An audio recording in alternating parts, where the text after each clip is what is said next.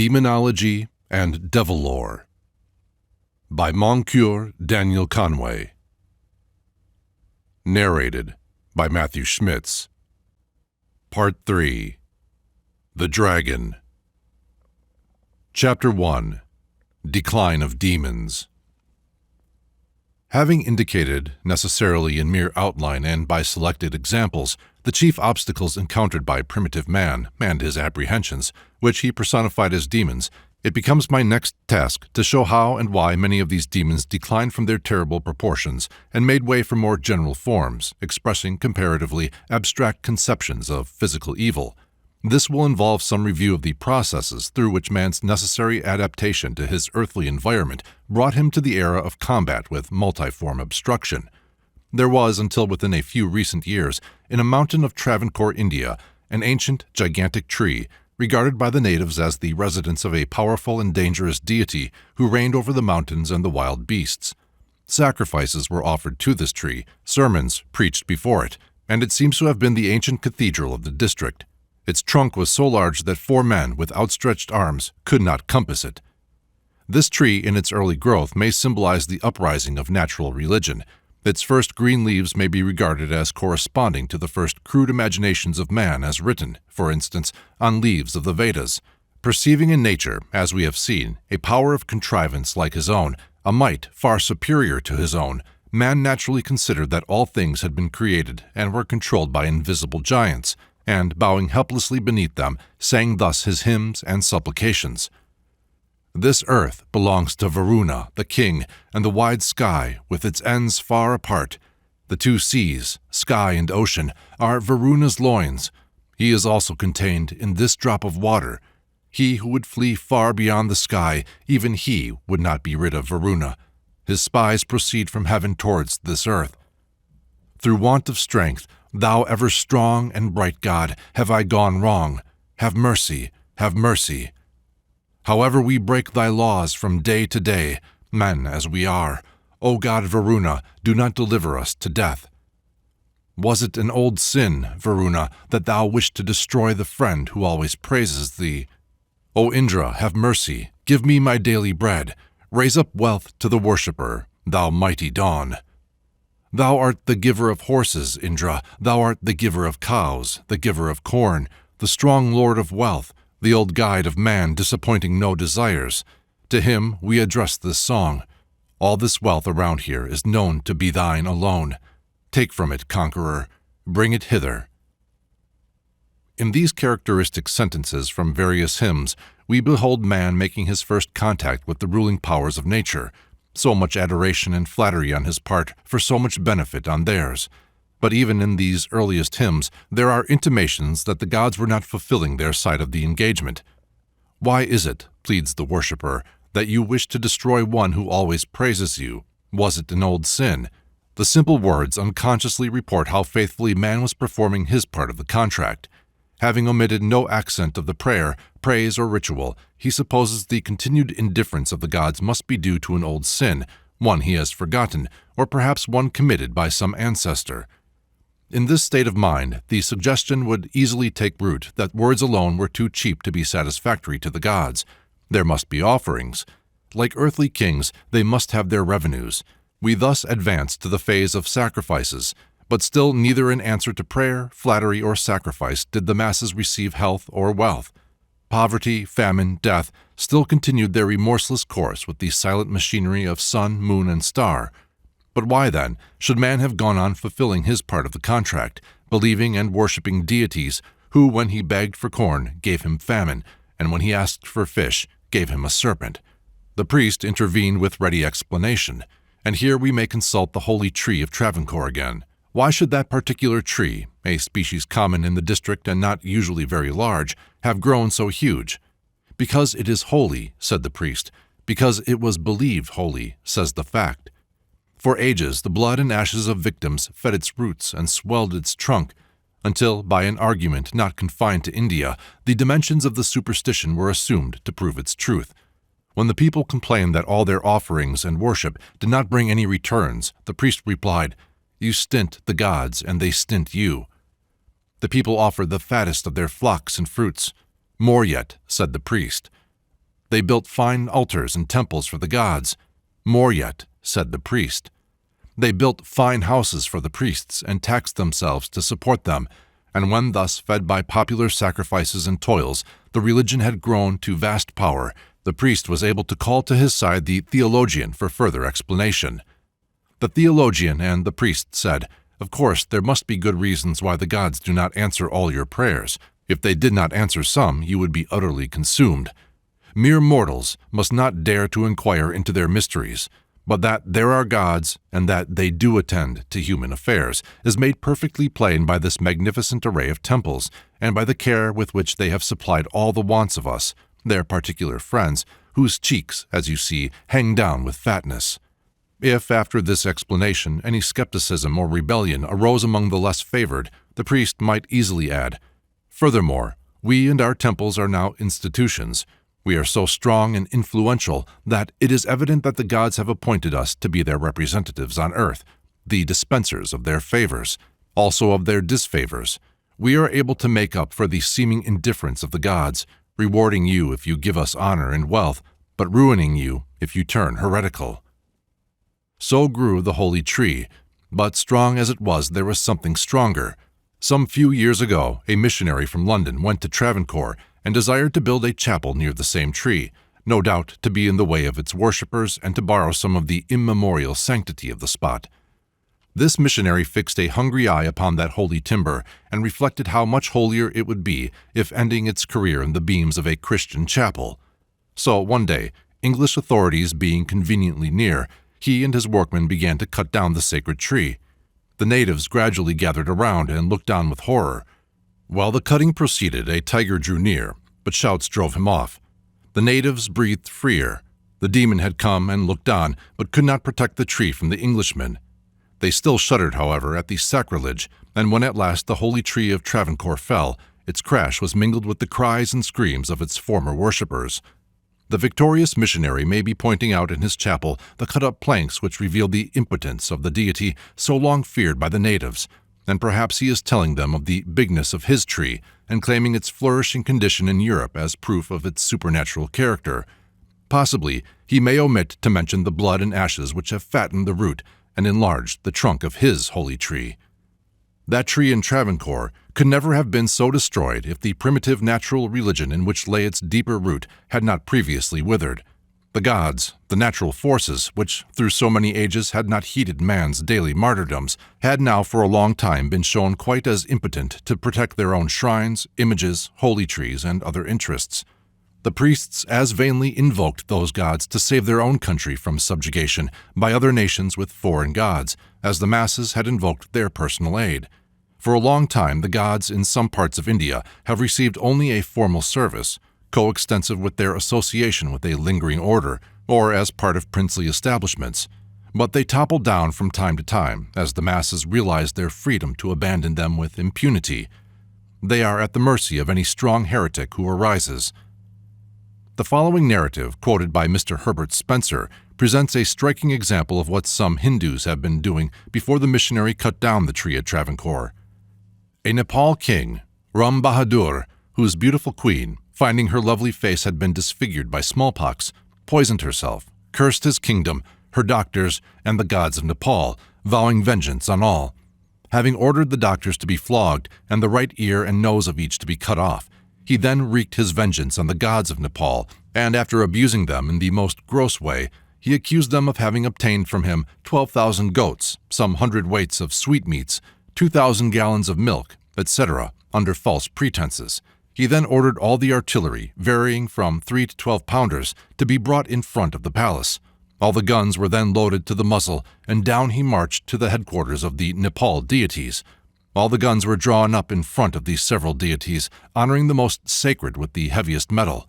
When the order to fire was given, many of the chiefs and soldiers ran away panic-stricken, and others hesitated to obey the sacrilegious order.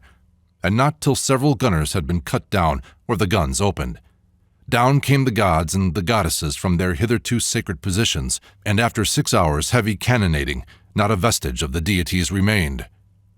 However panic-stricken the Nepalese may have been at this ferocious manifestation, it was but a storm bred out of a more general mental and moral condition.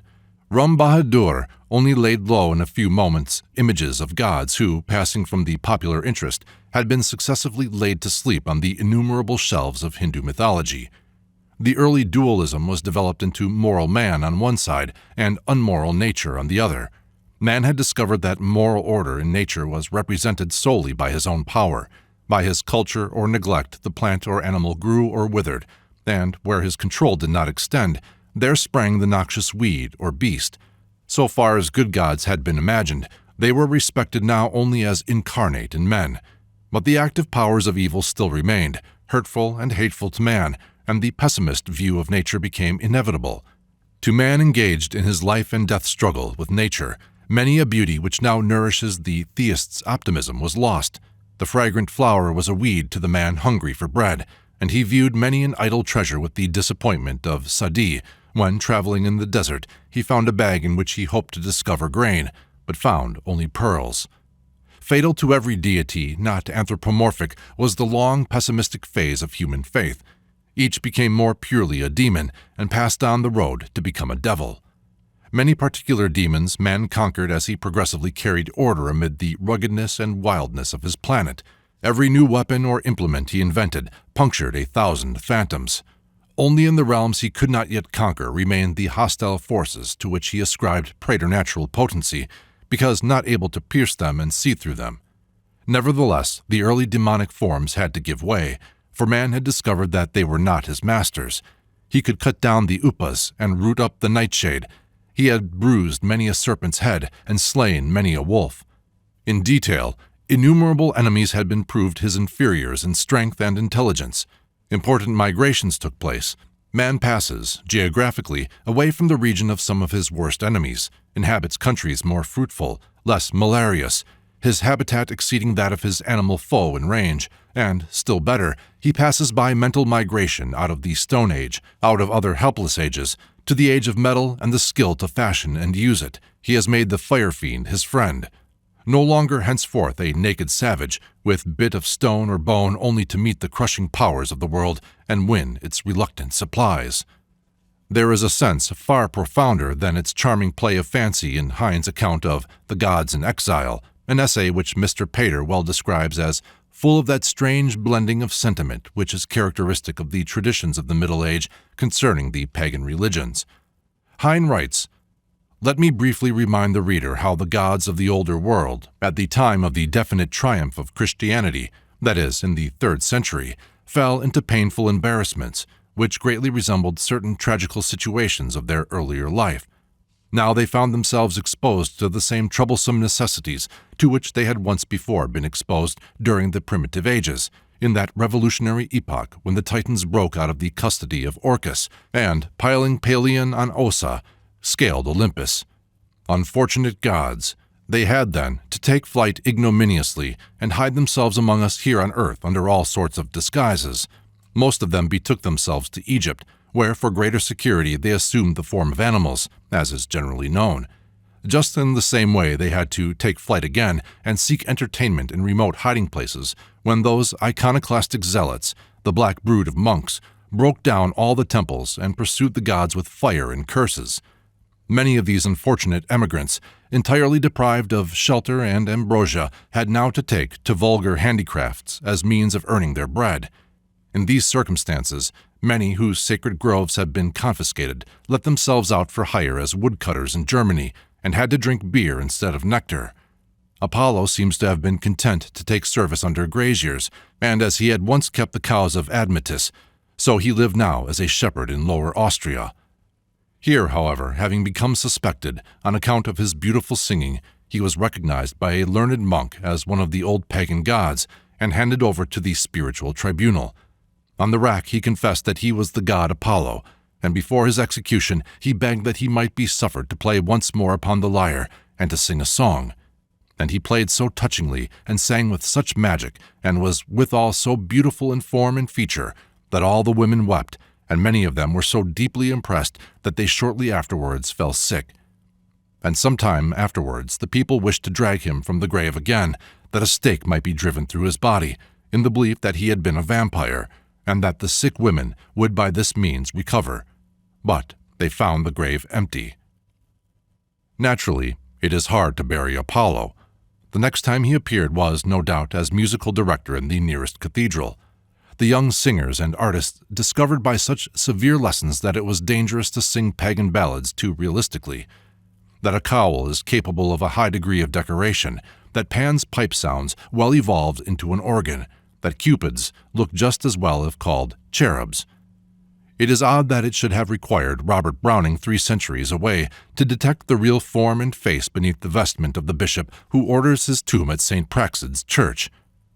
The bas-relief in bronze ye promised me, those Pans and nymphs ye wot of, and perchance some tripod, Thyrsis, with a vase or so, the Saviour at his Sermon on the Mount, St. Praxed in a glory, and one Pan ready to twitch the nymph's last garment off, and Moses with the tables. So in one direction grew the Hermitage to the Vatican, so Zeus regained his throne by exchanging his thunderbolts for Peter's keys, and Mars regained his steed as St. George, and Hercules as Christ wrestles with death once more. But while these artificial restorations were going on in one direction, in another some of the gods were passing through many countries, outwitting and demolishing their former selves as lowered to demons. There are many legends which report this strange phase of development, one of the finest being that of the Goban Seor, told by Mr. Kennedy. The king of Munster sent for this wonderful craftsman to build him a castle. The Goban could fashion a spear with 3 strokes of his hammer. St. Patrick, who found the Trinity in the shamrock, may have determined the number of strokes, and when he wished to drive in his nails high up, had only to throw his hammer at them. On his way to work for the king, Goban, accompanied by his son, passed the night at the house of a farmer, whose daughters, one dark and industrious, the other fair and idle, received from him, or Goban, 3 bits of advice. Always have the head of an old woman by the hob. Warm yourselves with your work in the morning, and some time before I come back, take the skin of a newly killed sheep to the market, and bring itself and the price of it home again. As Goban, with his son, journeyed on, they found a poor man vainly trying to roof his house with 3 joists and mud, and by simply making one end of each joist rest on the middle of another, the other ends being on the wall, the structure was perfect. He relieved puzzled carpenters by putting up for them the pegless and nailless bridge described in Caesar's commentaries. Having done various great things, Goban returns to the homestead of the girls who had received his 3 bits of advice. The idle one had, of course, blundered at each point and been ridiculed in the market for her proposition to bring back the sheep's skin and its price. The other, by kindly taking in an aged female relative, by working till she was warm, and by plucking and selling the wool of the sheep's skin and bringing home the latter, had obeyed the Goban's advice, and was selected as his daughter-in-law, the prince attending the wedding. Now, as to building the castle, Goban knew that the king had employed on previous castles 4 architects and then slain them, so that they should never build another palace equal to his. He therefore says he has left at home a necessary implement which his wife will only give to himself or one of royal blood. The king sends his son, who is kept as hostage, till the husband's safe return. This is the master smith of Norse fable, who has a chair from which none can rise, and who therein binds the devil, which again is the story of Hephaestus, and the chair in which he entrapped Hera until she revealed the secret of his birth. The devil whom the master smith entraps is, in Norse mythology, simply Loki, and as Loki is a degraded Hephaestus, fire in its demonic forms, we have in all these legends the fire fiend fought with fire. This redualization of the gods into demonic and saintly forms had a long preparation. The forces that brought it about may be seen already beginning in Hesiod's representations of the gods, in their presentation on the stage by Euripides, in a manner certain to demonize them to the vulgar and to subject them to such laughter among scholars as still rings across the ages in the divine dialogues of Lucian. What the gods had become to the Lucians before they reached the Hinds may be gathered from the accompanying caricature, Figure 21. Nothing can be more curious than the encounters of the gods with their dead selves, their manes. Saint Martin on his grey steed divides with the beggar the cloud cloak of Wodan, on his black horse, treading down just such paupers in his wild hunt. As saint, he now shelters those whom, as storm demon, he chilled, but the identity of Junker Martin is preserved in both titles and myths, and the martin horns, or cakes, twisted after fashion of the horns of goat or buck pursued by Wodan, are deemed potent like horseshoes to defend house or stable from the outlawed god. The more impressive and attractive myths transferred to Christian saints, as the flowers sacred to Freya became Our Lady's glove, or slipper, or smock. There remained, to the old gods, in their own name, only the repulsive and puerile, and by this means they were doomed at once to become unmitigated knaves and fools. If Titans, Jotun, or Genii, they were giant humbugs, whom any small Hans or Jack might outwit and behead. Our fairy lore is full of stories which show that in the North, as well as in Latin countries, there had already been a long preparation for the contempt poured by Christianity upon the Norse deities. Many of the stories, as they now stand in folk tales, speak of the vanquished demon or giant as the devil, but it is perfectly easy to detach the being meant from the name so indiscriminately bestowed by Christian priests upon most of the outlawed deities. In Lithuania, where survived too much reverence for some of the earlier deities to admit of their being identified with the devil, we still find them triumphed over by the wit and skill of the artisan. Such is the case in a favorite popular legend of that country, in which Perkunus, the ancient thunder god, corresponding to Perun in Russia, is involved in disgrace along with the devil by the sagacity and skill of a carpenter. The aged god, the venerable devil, and the young carpenter united for a journey. Perkun kept the beasts off with thunder and lightning, the devil hunted up food, the carpenter cooked. At length they built a hut and lived in it, and planted the ground with vegetables. Presently a thief invaded their garden. Perkun and the devil successively tried to catch him, but were well thrashed, whereas the carpenter, by playing the fiddle, fascinated the thief, who was a witch, a hag whose hand the fiddler managed to get into a split tree, under pretense of giving her a music lesson, holding her there till she gave up her iron wagon and the whip which he had used on his comrades. After this, the three, having decided to separate, disputed as to which should have the hut, and they finally agreed that it should be the possession of him whom should succeed in frightening the two others. The devil raised a storm which frightened Perkun, and Perkun with his thunder and lightning frightened the devil. But the carpenter held out bravely, and in the middle of the night came in with the witch's wagon, and cracking her whip, the devil and Perkun both took flight, leaving the carpenter in possession of the hut. So far as Perkun is concerned, and may be regarded as representative of the gods, the hut may be symbol of Europe, and the carpenter, type of the power which conquered all that was left of them after their fair or noble associations had been transferred to Christian forms. Somewhat later, the devil was involved in a like fate, as we shall have to consider in a future chapter. The most horrible superstitions, if tracked in their popular development, reveal with special impressiveness the progressive emancipation of man from the phantoms of ferocity, which represented his primal helplessness. The universal werewolf superstition, for instance, drew its unspeakable horrors from deep and wide-spreading roots, originating probably in occasional relapses to cannibalism among tribes or villages which found themselves amid circumstances as urgent as those which sometimes lead a wrecked crew to draw lots which shall die to support the rest. It would necessarily become demonized by the necessity of surrounding cannibalism with dangers worse than starvation. But it would seem that individuals are always liable, by arrest of development which usually takes the form of disease or insanity, to be dragged back to the savage condition of their race.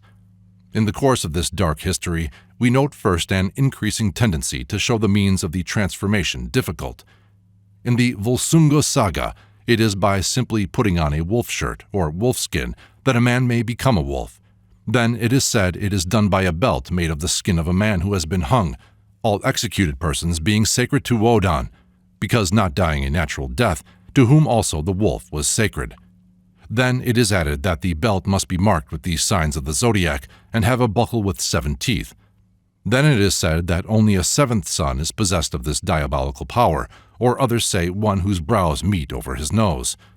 The means of detecting werewolves and retransforming them to human shape multiplied as those of transformation diminished in number, and such remedies reflected the advance of human skill. The werewolf could be restored by crossing his path with a knife or polished steel, by a sword laid on the ground with point towards him, by a silver ball. Human skill was too much for him.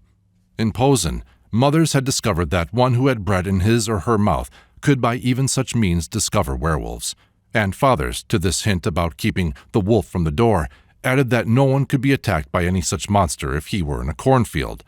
The Slav leveled a plow at him. Thus, by one prescription and another, and each representing a part of man's victory over chaos, The werewolf was driven out of all but a few unlucky days in the year, and especially found his last refuge in Twelfth Night. But even on that night, the werewolf might be generally escaped by the simple device of not speaking of him. If a wolf had to be spoken of, he was then called vermin, and Dr. Wuttke mentions a parish priest named Wolf in East Prussia, who on Twelfth Night was addressed as Mr. Vermin. The actual wolf being already out of the forests in most places by art of the builder and the architect, the phantasmal wolf driven out of fear for most of the year by man's recognition of his own superiority to this exterminated beast, even the proverbial ears of the vanishing werewolf ceased to be visible when on his particular fest night his name was not mentioned. The last execution of a man for being an occasional werewolf was, I believe, in 1589 near Cologne, there being some evidence of cannibalism. But 9 years later in France, where the belief in the loup-garou had been intense, a man so accused was simply shut up in a madhouse. It is an indication of the revolution which has occurred, that when next governments paid attention to werewolves, it was because certain vagabonds went about professing to be able to transform themselves into wolves, in order to extort money from the more weak-minded and ignorant peasants. There could hardly be conceived a more significant history. The werewolf leaves where he entered, of ignorance and weakness trying, too often in vain, to keep the wolf from the door, was born this voracious phantom. With the beggar and vagabond, survivals of helplessness became inveterate. He wanders thin and crafty. He keeps out of the way of all culture, whether of field or mind. So is it indeed with all demons in decline, of which I can here only adduce a few characteristic examples. So runs the rune. When the barley there is, then the devil's whistle. When the barley is threshed, then the devil's whine. When the barley is ground, then the devil's roar. When the flour is produced, then the devil's perish. The old Scottish custom, mentioned by Sir Walter Scott, of leaving around each cultivated field an untilled fringe, called the good man's croft, is derived from the ancient belief that unless some wild place is left to the sylvan spirits, they will injure the grain and vegetables. And, no doubt, some such notion leads the farmers of Thurgau still to graft mistletoe upon their fruit trees. Many who can smile at such customs do yet preserve in their own minds, or those of their servants or neighbors, crofts which the plowshare of science is forbidden to touch, and where the preternatural troops still hide their shriveled forms. But this wild girdle becomes ever narrower, and the images within it tend to blend with the rustling leaf and straw and the insects, and to be otherwise invisible, save to that second sight which is received from Glam. As in some shadow pantomime, the deities and demons pursue each other in endless procession, dropping down as awe-inspiring titans, vanishing as grotesque pygmies, vanishing beyond the lamp into nothingness. So came most of the monsters we have been describing, animals, volcanoes, icebergs, deserts though they might be, by growing culture and mastery of nature to be called the little people, and perhaps it is rather through pity than euphemism when they were so often called, as in Ireland, Duana Mata, the good little people. At every step in time or space back of the era of mechanic arts, the little fairy gains in physical proportions. The house spirits, domovoi, of Russia are full-sized, shaggy human-shaped beings. In Lithuania, the corresponding phantoms, Kaukas, average only a foot in height. The Krosniata, believed in by the Slavs on the Baltic coast, are similarly small, and by way of the kobolds, elves, fays, traveling westward, we find the size of such shapes diminishing until warnings are given that the teeth must never be picked with a straw, that slender tube being a favorite residence of the elf. In Bavaria, a little red chafer with 7 spots, Coccinella septempunctata, is able to hold Thor with his lightnings, and in other regions is a form of the goddess of love. Our English name for the tiny beetle, ladybug, is derived from the latter notion, and Mr. Carl Blind has expressed the opinion that our children's rune, ladybug, ladybug, fly away home, thy house is on fire, thy children will roam, is last echo of the Idaic prophecies of the destruction of the universe by the fire fiend Loki. Such reductions of the ancient gods, demons, and terrors to tiny dimensions would, of course, be only an indirect result of the general cause stated. They were driven from the great world and sought the small world. They survived in the hut and were adapted to the nerves of the nursery. So alone can Tithonus live on.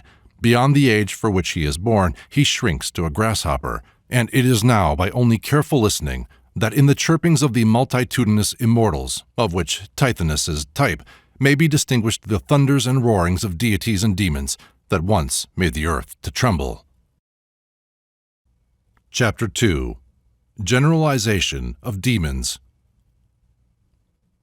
After all those brave victories of man over the first chaos, organic and inorganic, whose effect upon his phantasms has been indicated, after fire had slain its thousands, and iron its tens of thousands of his demons, and the rough artisan become a nemesis with his rudder and wheel, pursuing the hosts of darkness back into night and invisibility, still stood the grim fact of many-formed pain and evil in the world, still defying the ascending purposes of mankind. Moreover, confronting these, he is by no means so different mentally from that man he was before conquering many foes in detail, and laying their phantoms as he was morally. More courage man had gained, and more defiance, and intellectually a step had been taken, if only one. He had learned that his evils are related to each other. Hunger is of many heads and forms. Its yawning throat may be seen in the brilliant sky that lasts till it is as brass, in the deluge, the earthquake, in claw and fang, and then these together do but relate the hunger brood to fire and ferocity. The summer sunbeam may be venomous as a serpent, and the end of them all is death. Some tendency to these more general conceptions of an opposing principle and power in the world seems to be represented in that phase of development at which nondescript forms arise. These were the conquered demons' bequest. It is, of course, impossible to measure the various forces which combine to produce the complex symbolical forms of physical evil. Tradition is not always a good draftsman, and in portraying for a distant generation in Germany a big snake killed in India might not be exact as to the number of its heads or other details. Heroes before Falstaff were liable to overstate their foes in buckram. The less measurable a thing by fact, the more immense in fancy. Werewolves of especial magnitude haunted regions where there had not been actual wolves for centuries. Huge serpents play a large part in the annals of Ireland, where not even the smallest have been found. But after all natural influences have been considered, one can hardly look upon the Sphinx, the Chimera, or on a conventional dragon without perceiving that he is in the presence of a higher creation than a demonic bear or giant ruffian.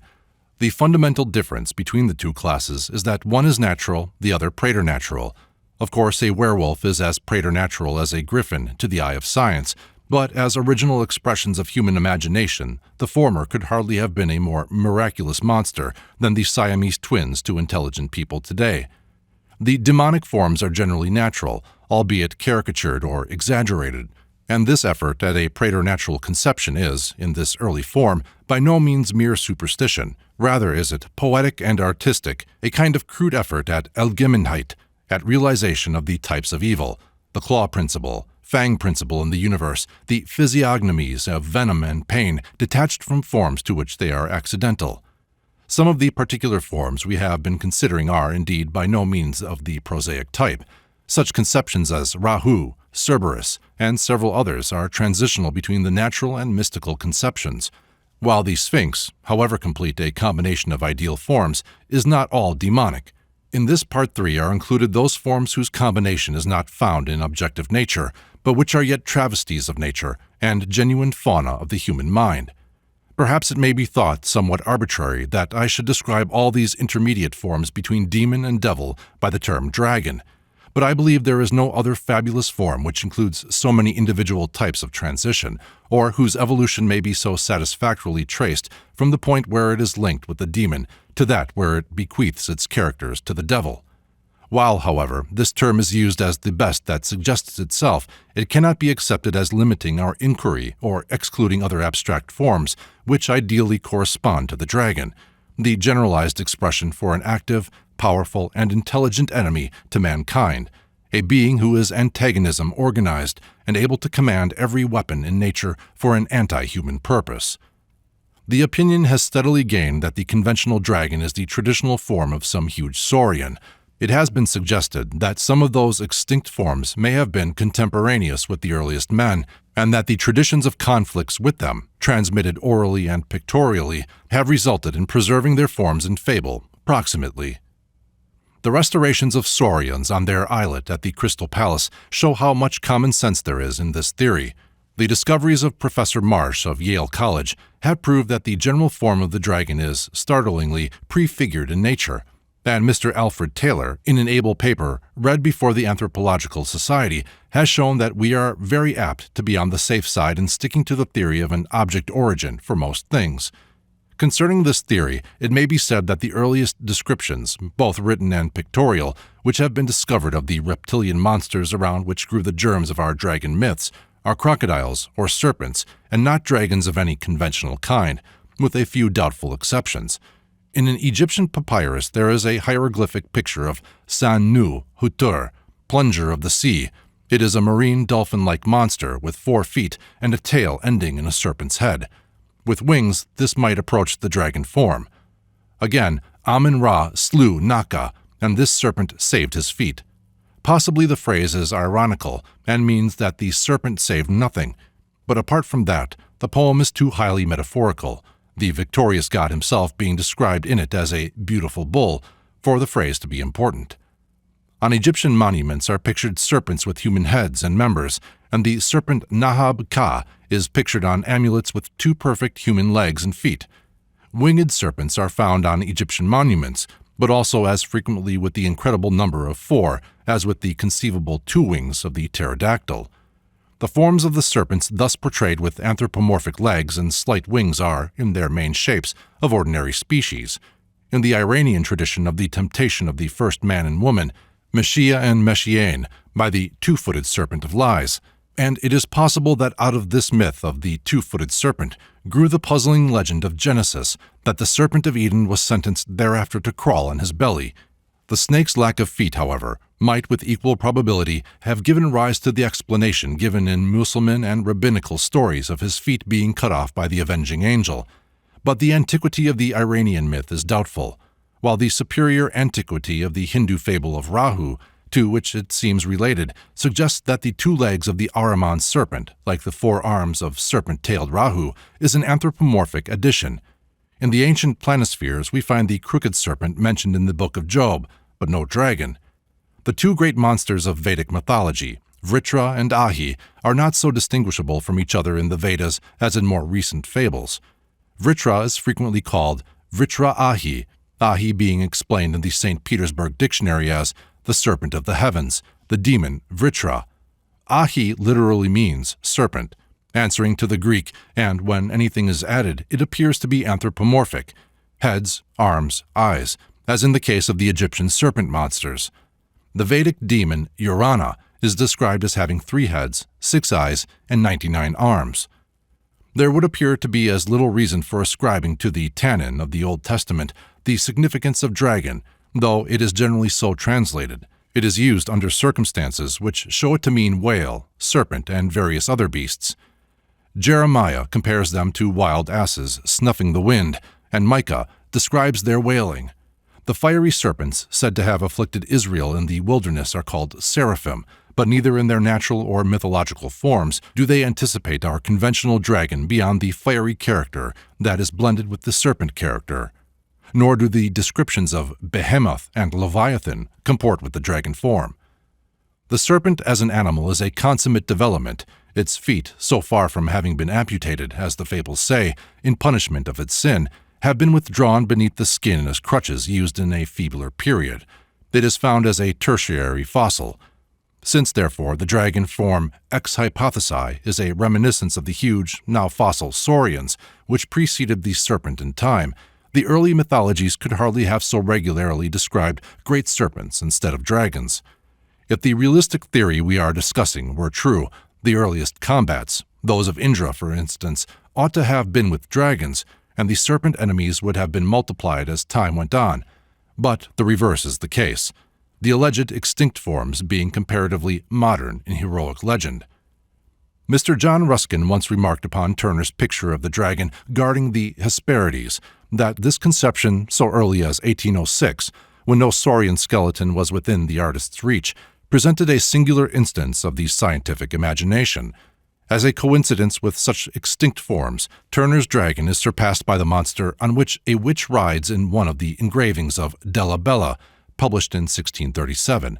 In that year, on the occasion of the marriage of the Grand Duke Ferdinand II in Florence, there was a Masque d'Inferno, whose representations were engraved by Della Bella, of which this is one, so that it may be rather to some scenic artist than to the distinguished imitator of Callet that we owe this grotesque form, which the late Mr. Wright said might have been borrowed from some distant geological period. If so, the fact would present a curious coincidence with the true history of Turner's dragon. For after Mr. Ruskin had published his remark about the scientific imagination represented in it, an old friend of the artist declared that Turner himself had told him that he copied that dragon from a Christmas spectacle in Drury Lane Theatre. But Turner had shown the truest scientific instinct in repairing to the fossil beds of human imagination, and drawing thence the conventional form which never had existence, save as the structure of cumulative tradition. Chapter 3. The Serpent. In the accompanying picture, a medal of the ancient city of Tyre, two of the most beautiful forms of nature are brought together, the serpent and the egg. Mr. D.R. Hay has shown the endless extent to which the oval arches have been reproduced in the ceramic arts of antiquity, and the same sense of symmetry which made the Greek vase a combination of eggs prevails in the charm which the same graceful outline possesses wherever suggested, as in curves of the swan, crescent of the moon, the elongated shell, on which Aphrodite may well be poised, since the same contours find their consummate expression in the flowing lines attaining their repose in the perfect form of woman. The serpent, model of the line of grace and beauty, has had an even larger fascination for the eye of the artist and the poet. It is the one active form in nature which cannot be ungraceful, and to estimate the extent of its use in decoration is impossible, because all undulating and coiling lines are necessarily serpent forms. But in addition to the perfections of this form, which fulfill as the ascent of forms in Swedenborg's mystical morphology, circular, spiral, perpetual circular, vortical, celestial, the serpent bears on it, as it were, gems of the underworld that seem to find their counterpart in galaxies. One must conclude that serpent worship is mainly founded in fear. The sacrifices offered to that animal are alone sufficient to prove this. But as it is certain that the serpent appears in symbolism and poetry in many ways which have little or no relation to its terrors, we may well doubt whether it may not have had a career in the human imagination previous to either of the results of its reign of terror, worship and execration. It is the theory of Pestalozzi that every child is born an artist, and through its pictorial sense must be led on its first steps of education. The infant world displayed also in its selection of sacred trees and animals a profound appreciation of beauty. The myths in which the serpent is represented as cacodemon refer rather to its natural history than to its appearance, and even when its natural history came to be observed, there now is, such a wide discrepancy between its physiology and its functions, also between its intrinsic characters and their relation to man, that we can only accept its various aspects in mythology without attempting to trace their relative precedence in time. The past may in this case be best interpreted by the present.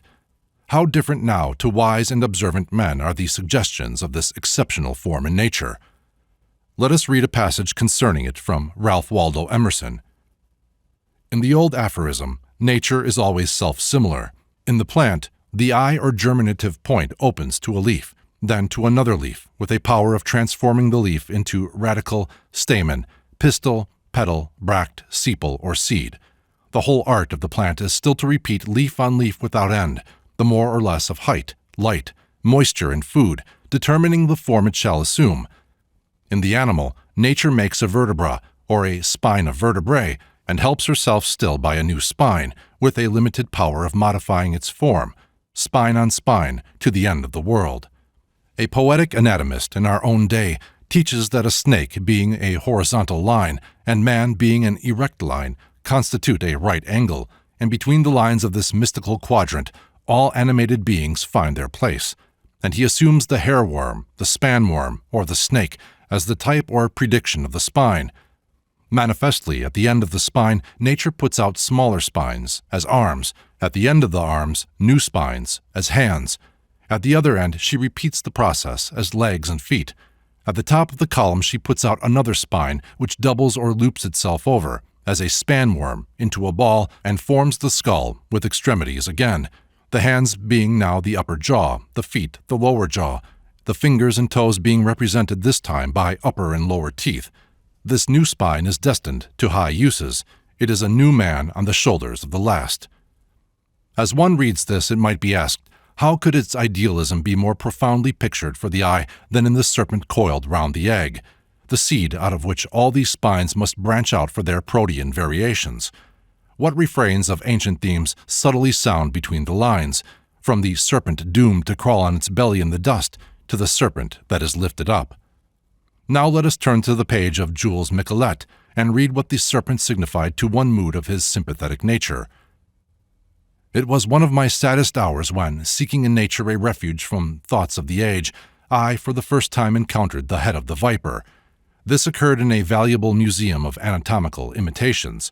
The head marvelously imitated and enormously enlarged, so as to remind one of the tigers and the jaguars, exposed in its horrible form a something still more horrible. You seized at once the delicate, infinite, fearfully prescient precautions by which the deadly machine is so potently armed.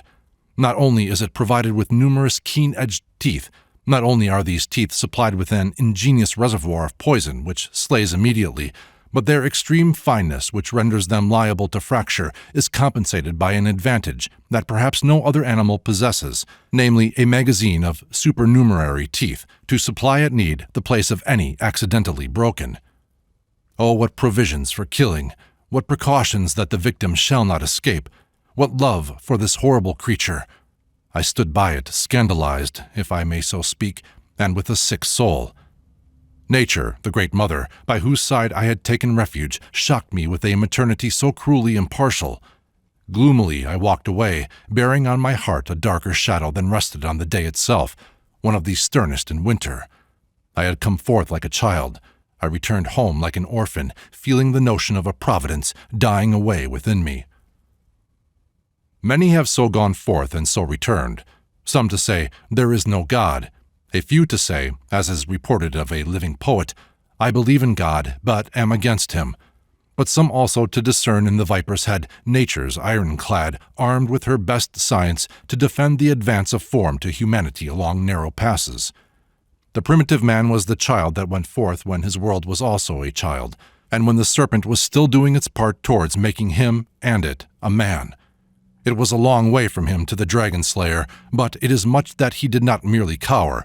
He watched and observed, and there is not one trait belonging to his deadly crawling contemporaries that he did not note and spiritualize in such science as was possible to him. The last discovered of the topes in India represents serpent worshippers gathered around their deity, holding their tongues with finger and thumb. No living form in nature could be so fitly regarded in that attitude. Not only is the serpent normally silent, but in its action has the quiet of perfect motion. The maximum of force is shown in it, relatively to its size, along with the minimum of friction and visible effort. Footless, wingless as a star, its swift gliding and darting is sometimes like the lightning whose forked tongue it seemed to incarnate. The least touch of its ingenious tooth is more destructive than the lion's jaw. What mystery in its longevity, in its self-subsistence, in its self-renovation! Out of the dark it comes arrayed in jewels, a crawling magazine of death in its ire, in its unknown purposes able to renew its youth, and fable for man, imperishable life. Wonderful also are its mimicries. It sometimes borrows colors of the earth on which it reposes, the trees on which it hangs, now seems covered with eyes, and the spectacled snake appeared to have artificially added to its vision. Although it is unique among natural forms, and its vast history in religious speculation and mythology does credit to the observation of primitive man. Recent experiments have shown the monkey stand in the greatest terror of snakes. Such terror is more and more recognized as a survival in the European man. The serpent is almost the only animal which can follow a monkey up a tree and there attack its young. Our arboreal anthropoid progenitors could best have been developed in some place naturally enclosed and fortified, as by precipices which quadrupeds could not scale, but which apes might reach by swinging and leaping from trees. But there could be no seclusion where the serpent could not follow. I am informed by the king of Bani that in his region of Africa, the only serpent whose worship is fully maintained is the nomba, or leaper, a small snake, white and glistening, whose bite is fatal, and which, climbing into trees, springs thence upon its prey beneath, and can travel far by leaping from branch to branch. The first arboreal man who added a little to the natural defenses of any situation might stand in tradition as a god planting a garden, but even he would not be supposed able to devise any absolute means of defense against the subtlest of all the beasts. Among the three things Solomon found too wonderful for him was the way of a serpent upon a rock. This comparative superiority of the serpent to any and all devices and contrivances known to primitive men, whose proverbs must have made most of Solomon's wisdom, would necessarily have its effect upon the animal and mental nerves of our race in early times, and the serpent would find in his sanctity a condition favorable to survival and multiplication. It is this fatal power of superstition to change fancies into realities which we find still protecting the serpent in various countries. From being venerated as the arbiter of life and death, it might thus actually become such in large districts of country. In Debuf's picture of the fall of man, the wrath of Jehovah is represented by the lightning, which has shattered the tree beneath which the offending pair are now crouching. Beyond it, Satan is seen in human shape, raising his arm in profound defiance against the blackened sky. So would the serpent appear. His victims were counted by many thousands, where the lightning laid low one. Transmitted along the shuddering nerves of many generations came the confession of the son of Sirach: "There is no head above the head of a serpent." Chapter 4. The Worm. On the eve of January 1st, 1863, that historic New Year's Day on which President Lincoln proclaimed freedom to American slaves, I was present at a watch night held by Negroes in a city of that country. In opening the meeting, the preacher said, though in words whose eloquent shortcomings I cannot reproduce, "Brethren and sisters, the President of the United States has promised that, if the Confederates do not lay down their arms, he will free all their slaves tomorrow. They have not laid down their arms. Tomorrow will be the day of liberty to the oppressed, but we all know that evil powers are around the President. While we sit here, they are trying to make him break his word. But we have come together to watch and see that he does not break his word. Brethren, the bad influences around the President tonight are stronger than any copperheads. The old serpent is abroad tonight with all his emissaries and great power. His wrath is great because he knows his hour is near. He will be in this church this evening. As midnight comes on, we shall hear his rage. But brethren and sisters, don't be alarmed. Our prayers will prevail. His head will be bruised. His back will be broken. He will go raging to hell, and God Almighty's New Year will make the United States a true land of freedom." The sensation caused among the hundreds of Negroes present by these words was profound. They were frequently interrupted by cries of "glory," and there were tears of joy. But the scene and excitement which followed were indescribable. A few moments before midnight, the congregation were requested to kneel, which they did, and prayer succeeded prayer with increasing fervor. Presently a loud, prolonged hiss was heard. There were cries, "He's here! He's here!" Then came a volley of hisses. They seemed to proceed from every part of the room. Hisses so entirely like those of huge serpents that the strongest nerves were shaken. Above them rose the preacher's prayer that had become a wild incantation, and ecstatic ejaculations became so universal that it was a marvel that voices were left to make the hisses.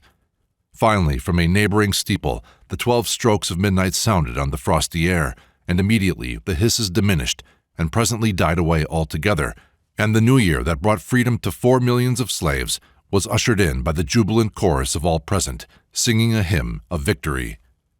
Far had come those hisses and that song of victory, terminating the dragon drama of America. In them was the burden of Ezekiel. "Son of man, set thy face against Pharaoh, king of Egypt, and prophesy against him and against all Egypt, saying, Thus saith the Lord Jehovah, Behold, I am against thee, Pharaoh, king of Egypt, the great dragon that lieth in the midst of the rivers. I will put a hook in thy jaws." In them was the burden of Isaiah. "In that day Jehovah with his sore and great and strong sword shall punish Leviathan, the piercing serpent, even Leviathan, that crooked serpent. He shall slay the dragon that is in the sea." In it was the cry of Zophar. "His meat in his bowels is turned. It is the gall of asps within him. He hath swallowed down riches, and he shall vomit them up again. God shall cast them out of his belly." And these Hebrew utterances again were but the distant echoes of far earlier voices of those African slaves still pictured with their chains on the ruined walls of Egypt, voices that gathered courage at last to announce the never-ending struggle of man with oppression, as that combat between God and serpent which never had a nobler event than when the dying hiss of slavery was heard in America, and the victorious sun rose up a new world of free and equal men. The serpent thus exalted in America to a type of oppression is very different from any snake that may this day be found worshipped as a deity by the African in his native land. The swarthy snake worshipper in his migration took his god along with him in his chest or basket, at once ark and altar, and in that hiding place it underwent transformations. He emerged as the protean emblem of both good and evil. In a mythological sense, the serpent certainly held its tail in its mouth. No civilization has reached the end of its typical supremacy. Concerning the accompanying Eleusinian form, figure 24, Calmet says, "The mysterious trunk, coffer, or basket may be justly reckoned among the most remarkable and sacred instruments of worship, which formed part of the processional ceremonies in the heathen world. This was held so sacred that it was not publicly exposed to view or publicly opened, but was reserved for the inspection of the initiated, the fully initiated only. Completely to explain this symbol would require a dissertation, and indeed it has been considered more or less by those who have written on the nature of the Ark of the Testimony among the Hebrews. Declining the inquiry at present, we merely call the attention of the reader to what this mystical coffer was supposed to contain: a serpent. The French Benedictine who wrote this passage, though his usual candor shames the casuistry of our own time, found it necessary to conceal the Hebrew Ark. It was precisely so that the occupant of the Ark was originally concealed, and though St. John exorcised it from the chalice, its genius lingers in the pyx, before whose host, lifted up, the eyes of worshippers are lowered. The writer of the Epistle to the Hebrews, describing the tabernacle, says, "After the second veil, the tabernacle which is called the holiest of all, which had the golden censer, and the ark of the covenant overlaid round about with gold, wherein was the golden pot that had manna, and Aaron's rod that budded, and the tables of the covenant. But this rod of Aaron, which by budding had swallowed up all rival pretensions to the tribal priesthood, was the same rod which had been changed to a serpent, and swallowed up the rod serpents of the sorcerers in Pharaoh's presence. So soft and subtle is the way of a serpent upon a rock." This veiling of the serpent, significant of a great deal, is characteristic even of the words used to name it. Of these I have selected one to head this chapter, because it is one of the innumerable veils which shielded this reptile's transformation from a particular external danger to a demonic type. This general description of things that wind about or turn, vermes, traced by some to the Sanskrit root havar, or curved, gradually came into use to express the demon serpents. Dante and Milton call Satan a worm. No doubt among the 200 names for the serpent said to be mentioned in an Arabic work, we should find parallels to this old adaptation of the word worm. In countries, as Germany and England, where no large serpents are found, the popular imagination could not be impressed by merely saying that Siegfried or Lambton had slain a snake. The torturous character of the snake was preserved, but by that unconscious dexterity which so often appears in the making of myths, it was expanded so as to include a power of supernatural transformation. The Lambton worm comes out of the well very small, but it afterwards coils in 9 huge folds around its hill. The hag-ridden daughter of the king of Northumberland, who crept into a hole, a worm, and outstepped a fair lady, did but follow the legendary rule of the demonic serpent tribe. Why was the serpent slipped into the ark or coffer and hid behind veils? To answer this, we will require here an episode. In the Etruscan theology and ceremonial, the supreme power was lodged with certain deities that were never seen. They were called the Dei Involuti, the veiled gods. Not even the priests ever looked upon them. When any dire calamity occurred, it was said these mysterious deities had spoken their word in the council of the gods, a word always final and fatal. There have been fine theories on the subject, and the Etruscans have been complimented for having high transcendental views of the invisible nature of the divine being. But a more prosaic theory is probably true. These gods were wrapped up because they were not fit to be seen. The rude carvings of some savage tribe, they had been seen and adored at first. Temples had been built for them, and their priesthood had grown powerful. But as art advanced and beautiful statues arose, these rude designs could not bear the contrast, and the only way of preserving reverence for them and the institutions growing up around them was to hide them out of sight altogether. Then it could be said they were so divinely beautiful that the senses would be overpowered by them. There have been many veiled deities, and though their veils have been rationalized, they are easily pierced. The inscription on the temple of Isis at Sais was, "I am that which has been, which is, and which shall be, and no one has yet lifted the veil that hides me." Isis at this time had probably become a Negro Madonna, like that still worshipped in Spain as holiest of images, and called by the same title, Our Immaculate Lady. As the fair race and the dark mingled in Egypt, the primitive Nubian complexion and features of Isis could not inspire such reverence as more anciently, and before her also a curtain was hung. The Ark of Moses carried this veil into the wilderness and concealed objects not attractive to look at, probably 2 scrawled stones, some bones said to be those of Joseph, a pot of so-called manna, and the staff said to have been once a serpent and afterwards blossomed. Fashioned by a rude tribe, the ark was a fit thing to hide, and hidden it has been to this day. When the veil of the temple was rent, allegorically at the death of Christ, actually by Titus, nothing of the kind was found, and it would seem that the Jews must long have been worshipping before a veil with emptiness behind it. Paul discovered that the veil said to have covered the face of Moses when he descended from Sinai was a myth. It meant that the people should not see to the end of what was nevertheless transient. Their minds were blinded, for unto this day when Moses is read, that veil is on their heart. Kircher says the seraphs of Egypt were images without any eminency of limbs, rolled as it were in swaddling clothes, partly made of stone, partly of metal, wood, or shell. Similar images, he says, were called by the Romans secret gods. As an age of skepticism advanced, it was sometimes necessary that these involuti should be slightly revealed, lest it should be said there was no God there at all. Such is the case with the famous Bambino of Araceli Church in Rome. This effigy, said to have been carved by a pilgrim out of a tree on the Mount of Olives and painted by St. Luke while the pilgrim was sleeping, is now kept in its ark, and visitors are allowed to see part of its painted face. When the writer of this requested a sight of the whole form, or of the head at any rate, the exhibiting priest was astounded at the suggestion. No doubt he was right. The only wonder is that the face is not hid also, for a more ingeniously ugly thing than the flat, blackened, and roused visage of the Bambino it were difficult to conceive. But it wears a very cunning veil, nevertheless. The face is set in marvelous brilliance, but these are of less effect in hiding its ugliness than the vesture of mythology around it. The adjacent walls are covered with pictures of the miracles it has performed, and which have attracted to it such faith that it is said at one time to have received more medical fees than all the physicians in Rome together. Priests have discovered that a veil over the mind is thicker than a veil on the god. Such is the popular veneration for the Bambino that in 1849 the Republicans thought it politic to present the monks with the Pope's state coach to carry the idol about. In the end, it was proved that the Pope was securely seated beside the Bambino, and he presently emerged from behind his veil also. There came then a period when the serpent crept behind the veil, or lid of the ark, or into a chalice, a very small worm, but yet able to gnaw the staff of Solomon. No wisdom could be permitted to rise above fear itself, though its special sources might be here and there reduced or vanquished. The snake had taught man, at last, its arts of war. Man had summoned to his aid the pig, and the ibis made havoc among the reptiles, and some of that terror which is the parent of that kind of devotion passed away. When it next emerged, it was in twofold guise, as agathodemon and cacodemon, but in both forms as the familiar of some higher being.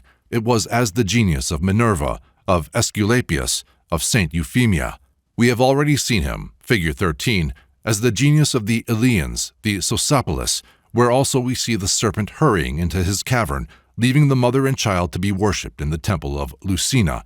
In Christian symbolism, the seraphim, burning, or saraph, serpents, veiled their faces and forms beneath their huge wings, crossed in front, and so have been able to become the eminent and to join in the praises of modern communities at being delivered from just such imaginary fiery worms as themselves. Chapter 5. Apophis. The considerations advanced in the previous chapter enable us to dismiss with facility many of the rationalistic interpretations which have been advanced to explain the monstrous serpents of sacred books by reference to imaginary species supposed to be now extinct. Flying serpents, snakes, many-headed, rain-bringing, woman-hating, etc. may be suffered to survive as the fauna of bibliolatrous imaginations. Such forms, however, are of such mythologic importance that it is necessary to watch carefully against this method of realistic interpretation, especially as there are many actual characteristics of serpents sufficiently mysterious to conspire with it. A recent instance of this literalism may here be noticed. Mr. W. R. Cooper supposes the evil serpent of Egyptian mythology to have a real basis in a large and unidentified species of coluber, a great strength and hideous longitude, which was, even from the earliest ages, associated as the representative of spiritual and occasionally physical evil, and was named Hoth, Rehoth, or Apophis, the destroyer, the enemy of the gods, and the devourer of the souls of men. That such a creature, he adds, once inhabited the Libyan desert, we have the testimony of both Hanno the Carthaginian and Lucan the Roman, and if it is now no longer an inhabitant of that region, it is probably owing to the advance of civilization, having driven it farther south. Apart from the extreme improbability that African exploration should have brought no rumors of such a monster if it existed, it may be said concerning Mr. Cooper's theory: 1. If indeed the references cited were to a reptile now unknown, we might be led by mythologic analogy to expect that it would have been revered beyond either the asp or the cobra. In proportion to the fear has generally been the exaltation of its objects. Primitive peoples have generally gathered courage to pour incentive upon evil monsters when, either from their non-existence or rarity, there was least danger of its being practically resented as a personal affront. 2. The regular folds of Apophis on the sarcophagus of Seti I and elsewhere are so evidently mystical and conventional that apparently they refer to a serpent form only as the guilloche on a wall may refer to sea waves. Apophis, or Apap, would have been a decorative artist to fold himself in such order. These impossible labyrinthine coils suggest time, as the serpent with its tail in its mouth signifies eternity, an evolution of the same idea. This was the interpretation given by a careful scholar, the late William Hickson, to the procession of 9 persons depicted on the sarcophagus mentioned as bearing a serpent, each holding a fold, all being regular enough for a frieze. The scene, says this author, appears to relate to the Last Judgment, for Osiris is seen on his throne, passing sentence on a crowd before him, and in the same tableau are depicted the river that divides the living from the dead, and the bridge of life. The death of the serpent may possibly be intended to symbolize the end of time. This idea of long duration might be a general one relating to all time, or it might refer to the duration of individual life. It involved naturally the evils and agonies of life, but the fundamental conception is more simple and also more poetic than even these implications, and it means eternal waste and decay. One has need only to sit before a clock to see Apophis. There, coil upon coil, winds the ever-moving monster, whose tooth is remorseless, devouring little by little the strength and majesty of man, and reducing his grandest achievements, even his universe, to dust. Time is the undying worm. God, having made me worm, I make you smoke. Though safe your nameless essence from my stroke, yet do I gnaw no less. Love in the heart, stars in the livid space, God jealous, making vacant thus your place, and steal your witnesses. Since the star flames, man would be wrong to teach that grave's worm cannot such glory reach. Naught real is save me. Within the blue as neath the marble slab I lie. I bite at once the star within the sky, the apple on the tree. To gnaw yon star is not more tough to me than hanging grapes on vines of Sicily. I clip the rays that fall, eternity yields not to splendrous brave.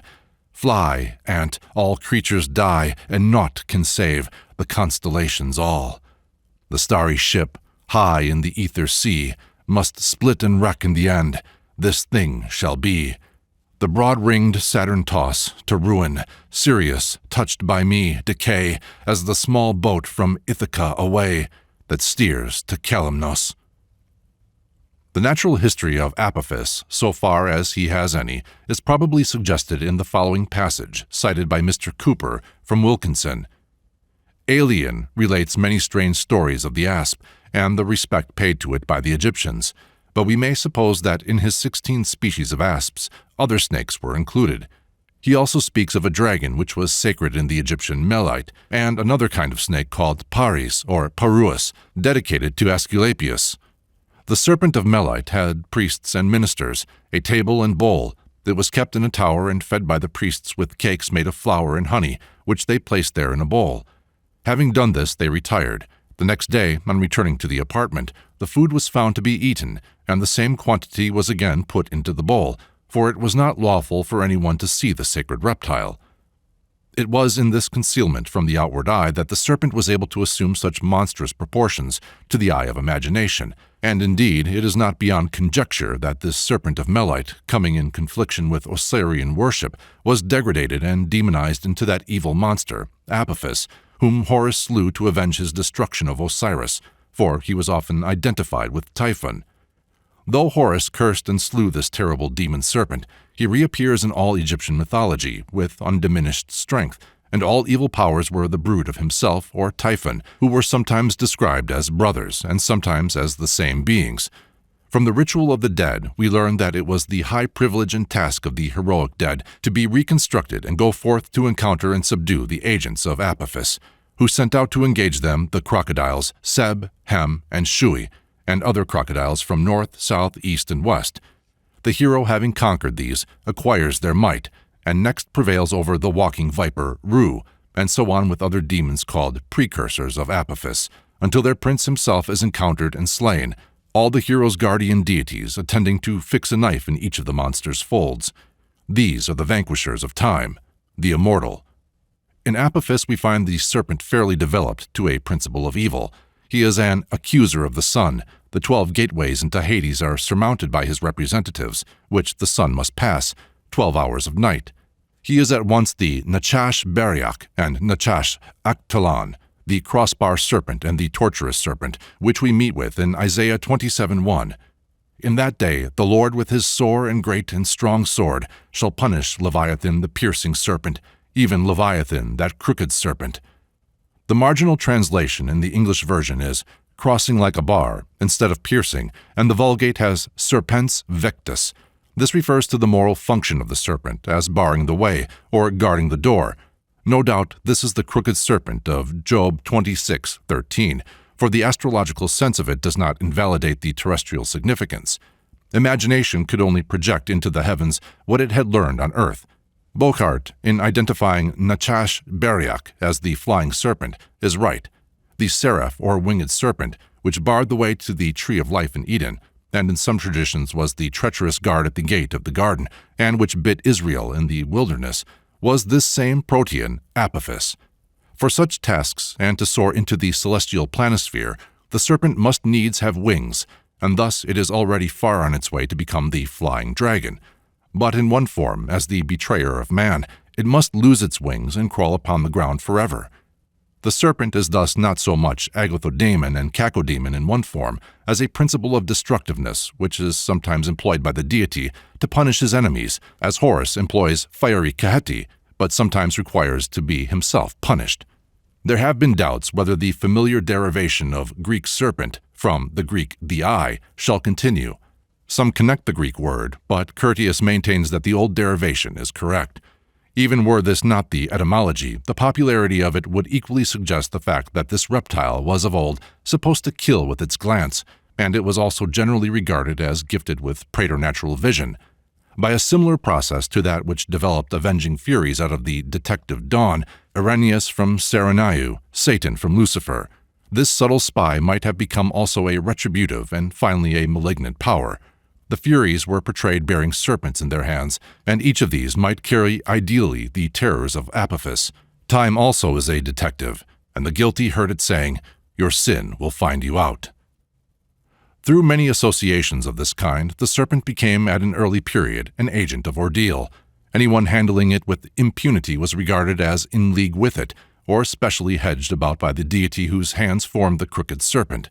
It may have been as snake charmers that Moses and Aaron appeared before Pharaoh and influenced his imagination, or, if the story be a myth, its existence still shows that serpent performances would then have been regarded as credentials of divine authentication. So, when Paul was shipwrecked on Malta, where a viper is said to have fastened on his hand, the barbarians, having at first inferred that he was a murderer, whom, though he hath escaped the sea, yet vengeance suffereth not to live, concluded that he was a god when they found him unharmed. Innumerable traditions preceded the words ascribed to Christ.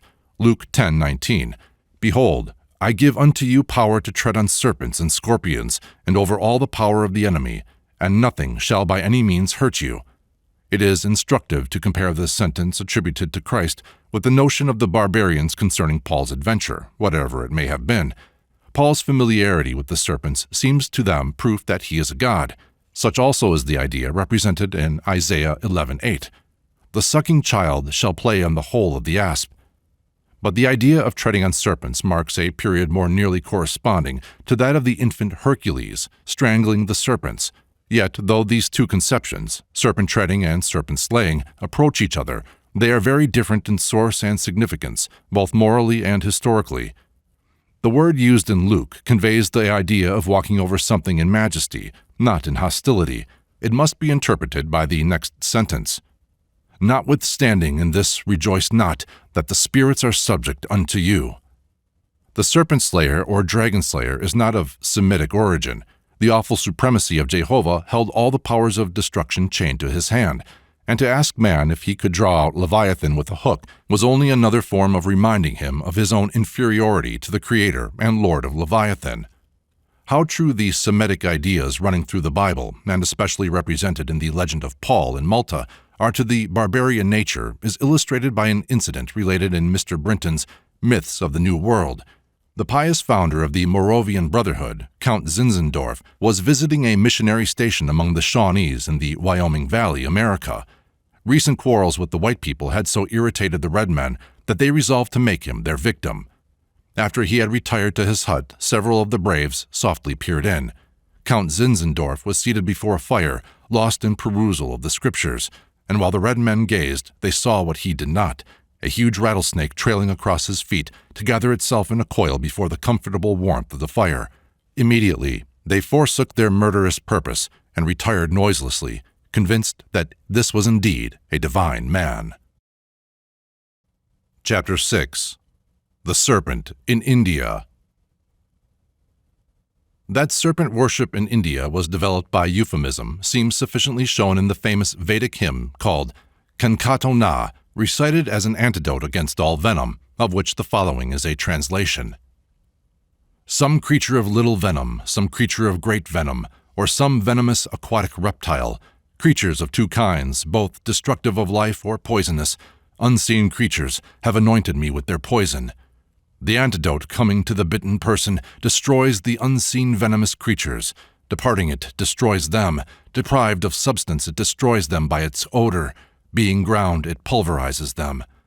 Blades of Saragrass, of Kusara, of Darba, of Saria, of Munja, of Virana, all the haunt of unseen venomous creatures, have together anointed me with their venom. The cows had lain down in their stalls. The wild beasts had retreated to their lairs, the senses of men were at rest, when the unseen venomous creatures anointed me with their venom. Or they may be discovered in the dark, as thieves in the dusk of evening, for although they be unseen, yet all are seen by them. Therefore, men, be vigilant. Heaven, serpents, is your father, earth, your mother, Soma, your brother, Aditi, your sister, unseen, all-seeing, abide in your holes. Enjoy your own good pleasure. Those who move with their shoulders, those who move with their bodies, those who sting with sharp fangs, those who are virulently venomous. What do ye here, ye unseen? Depart together, far from us. The all-seeing sun rises in the east, the destroyer of the unseen, driving away all the unseen venomous creatures and all evil spirits. The sun has risen on high, destroying all the many poisons. Aditya, the all-seeing, the destroyer of the unseen, rises for the good of living beings. I deposit the poison in the solar orb, like a leathern bottle in the house of a vendor of spirits. Verily, that adorable sun never dies, nor through his favor shall we die of the venom. For, though afar off, yet drawn by his coursers, he will overtake the poison. The science of antidotes converted thee, poison, to ambrosia. That insignificant little bird has swallowed thy venom. She does not die, nor shall we die, for although afar off, yet, drawn by his coursers, the sun will overtake the poison. The science of antidotes has converted thee, poison, to ambrosia. May the thrice 7 sparks of Agni consume the influence of the venom. They verily do not perish, nor shall we die, For although afar off, the sun, drawn by his coursers, will overtake the poison. The science of antidotes has converted the poison to ambrosia. I recite the names of 99 rivers, the destroyers of poison. Although afar off, the sun, drawn by his coursers, will overtake the poison. The science of antidotes will convert the poison to ambrosia. May the thrice seven Phaeons, the seven sister rivers, carry off, O body, thy poison, as maidens with pitchers carry away water. May the insignificant mongoose carry off thy venom, poison. If not, I will crush the vile creature with a stone. So may the poison depart from my body and go to distant regions. Hastening forth at the command of Agastya, thus spake the mongoose. The venom of the scorpion is innocuous. Scorpion, thy venom is innocuous. Though in the 6th verse of this hymn, the serpents are said to be born of heaven and earth, the context does not warrant the idea that any homage to them is intended. They are associated with the evil Rakshasas, the sun and Agni being represented as their haters and destroyers. The seven sister rivers, streams of the sacred Ganges, supply an antidote to their venom, and certain animals, the partridge and the mongoose, are said, though insignificant, to be their superiors. The science of antidotes alluded to is that which Indra taught to Dadhyank, who lost his head for communicating it to the Aswins. It is notable, however, that in the Vedic period, there is nothing which represents the serpents as medicinal, unless by a roundabout process we connect the expression in the Rig Veda that the wrath of the Maruts, or storm gods, is as the ire of serpents, with the fact that their chief, Rudra, is celebrated as the bestower of healing herbs, and they themselves solicited for medicaments. This would be stretching the sense of the hymns too far. It is quite possible, however, that at a later day, when serpent worship was fully developed in India, what is said in the 6th verse of the hymn may have been adduced to confirm the superstition. It seems clear, then, that at the time the Kankadona was written, the serpent was regarded with simple abhorrence, and we may remember also that even now, when the Indian cobra is revealed as a Brahmin of the highest caste, there is a reminiscence of his previous ill repute preserved in the common Hindu belief that a certain mark on his head was left there by the heel of Vishnu, Lord of Life, who trod on it when, in one of his avatars, he first stepped upon the earth. Although in the later mythology we find Vishnu, in the intervals between his avatars or incarnations, reposing on a serpent or Sesha, this might originally have signified only his lordship over it, though Sesha is also called Ananta, the infinite.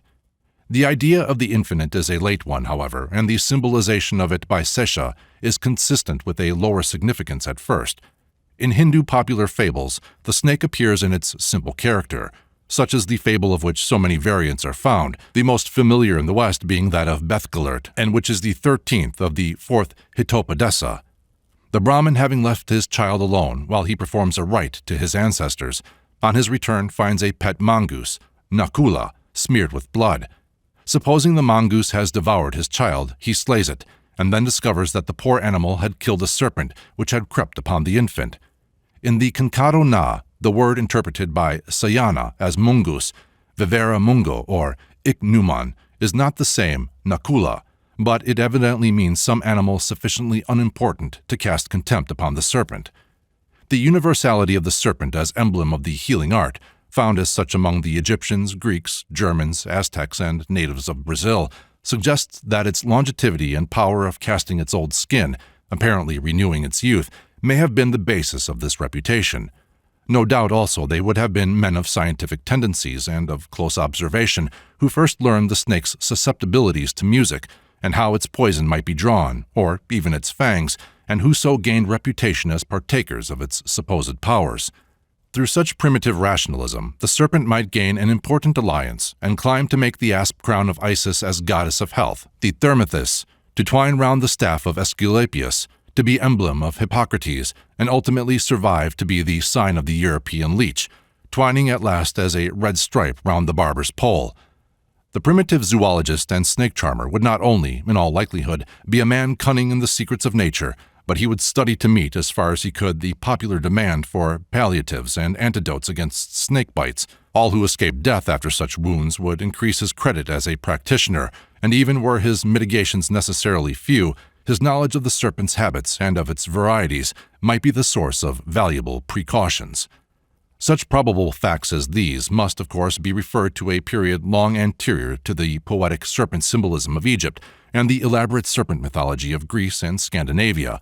How simple ideas, having once gained popular prestige, may be caught up by theologians, poets, metaphysicians, and quacks, and modified into manifold forms, requires no proof in an age when we are witnessing the rationalistic interpretations by which the cross, the sacraments, and the other plain symbols are invested with all manner of philosophical meanings. The serpent having been adopted as the signpost of Egyptian and Assyrian doctors, and it may have been something of that kind that was set up by Moses in the wilderness, would naturally become the symbol of life, and after that would do duty in any capacity whatever. An ingenious anthropologist, Mr. C. Staniland Wake, supposes the serpent in India to have been there also the symbol of preternatural and occult knowledge. Possibly this may have been so to a limited extent, and in post-Vedic times, but to me the accent of Hindu serpent mythology appears to be emphatically in the homage paid to it as the guardian of the treasures. I may mention here also the theory propounded by Miss A. W. Buckland in a paper submitted to the Anthropological Institute in London, March 10, 1874, on the serpent in connection with primitive metallurgy. In this learned monograph, the writer maintains that a connection may be observed between the early serpent worship and a knowledge of metals, and indeed that the serpent was the sign of Turanian metallurgists in the same way as I have suggested that in Egypt and Assyria it was the sign of physicians. She believes that the serpent must have played some part in the original discovery of the metals and precious stones by man, in recognition of which that animal was first assumed as a totem and thence became an emblem. She states that traditional and ornamentational evidences show that the Turanian races were the first workers in metals, and that they migrated westward, probably from India to Egypt and Chaldea, and thence to Europe and even to America, bearing their art and its sign, and that they fled before the Aryans, who had further art of smelting, and that the Aryan myths of serpent-slaying record the overthrow of the Turanian serpent worshippers. I cannot think that Miss Buckland has made out a case for crediting nomadic Turanians with being the original metallurgists, though it is not impossible that it may have been a Scythian tribe in southern India who gave its fame to the gold of Ophir, which Max Muller has shown to have been probably an Indian region. But that these early jewelers may have had the serpent as their sign or emblem is highly probable, and in explanation of it there seems little reason to resort to the hypothesis of aid having been given by the serpent to man in his discovery of metals. Surely the jeweled decoration of the serpent would in itself have been an obvious suggestion of it as the emblem of gems, were a reptile for some reasons associated with the snake, the toad, had not the like bright spots, the cognate superstition might arise that its jewel is concealed in its head. And finally, when these reptiles had been connected with gems, the eye of either would easily receive added rays from manifold eye-beams of superstition. We might also credit the primitive people with sufficient logical power to understand why they should infer that an animal so wonderfully and elaborately provided with deadliness as the serpent should have tasks of corresponding importance. The medicine which healed man, therefore possibly gods, the treasures valued most by men, therefore by anthropomorphic deities, the fruit of immortality, which the gods might wish to monopolize, might seem the supreme things of value, which the supreme perfection of the serpent's fang might be created to guard. This might be so in the heavens as well as in the world or the underworld. The rainbow was called the celestial serpent in Persia, and the old notion that there is a bag of gold at the end of it is known to many an English and American child. Whatever may have been the nature of the original suggestion, there are definite reasons why, when the serpent was caught up to be part of combinations representing a principle of evil, his character as guardian of treasures should become of great importance. Wealth is the characteristic of the gods of the Hades, or unseen world beneath the surface of the earth. In the vast Singalese demonology, we find the highest class of demons, Dewatawas, described as resident in golden palaces, glittering with gems, themselves with skins of golden hue, wearing cobras as ornaments, their king, Wesamoni, seated on a gem throne and wielding a golden sword. Pluto is from the word for wealth, as also is his Latin name, Dis, or Divus, for such are lords of all beneath the sod, or the sea's surface. Therefore it is important to observe, they own all the seeds in the earth so long as they remain seeds. So soon as they spring to flower, grain, fruitage, they belong not to the gods of Hades, but to man, an idea which originated the myth of Persephone and seems to survive in a school of extreme vegetarians, who refuse to eat vegetables not ripened in the sun. These considerations may enable us the better to apprehend the earlier characters of Ahi, the throttler, and Vritra, the coverer. As guardians of such hidden treasures as metals and drugs, the serpent might be baroneted and invoked to bestow favors, but those particular serpents, which by hiding away the cloud cows withheld the rain, or choked the rivers with drought, all to keep underworld garners fat and those of the upper world lean, were to be combated. Against them, man invoked the celestial deities, reminding them that their own altars must lack offerings if they did not vanquish these thievish binders and concealers.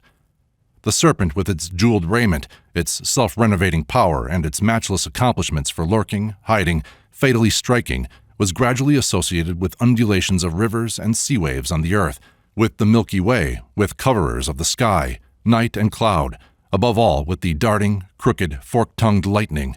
It may have been the lightning that was the Amrita churned out of the Azure Sea in the myth of the Mahabharata, when the gods and demons turned the mountain with a huge serpent for cord, page 59, meaning the descent of fire or its discovery, but other fair and fruitful things emerged also.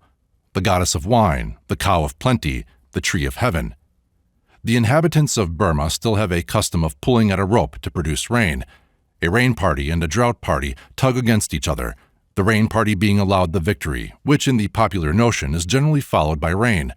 I have often seen snakes hung up after being killed to bring rain in the state of Virginia. For there also rain means wealth. It is there believed also that, however much it may be crushed, a snake will not die entirely until it thunders. These are distant echoes of the Vedic sentences.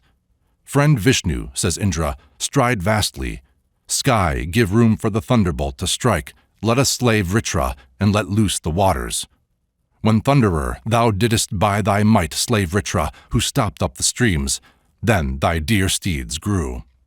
Vritra, though from the same root as Varuna, the sky, means at first a coverer of the sky, cloud or darkness. Hence eventually he becomes the hider, the thief, who steals and conceals the bounties of heaven, a rainless cloud, a suffocating night. And eventually, Vritra coalesces with the most fearful phantasm of the Aryan mind, the serpent Ahi. The Greek word for adder is a modification of Ahi.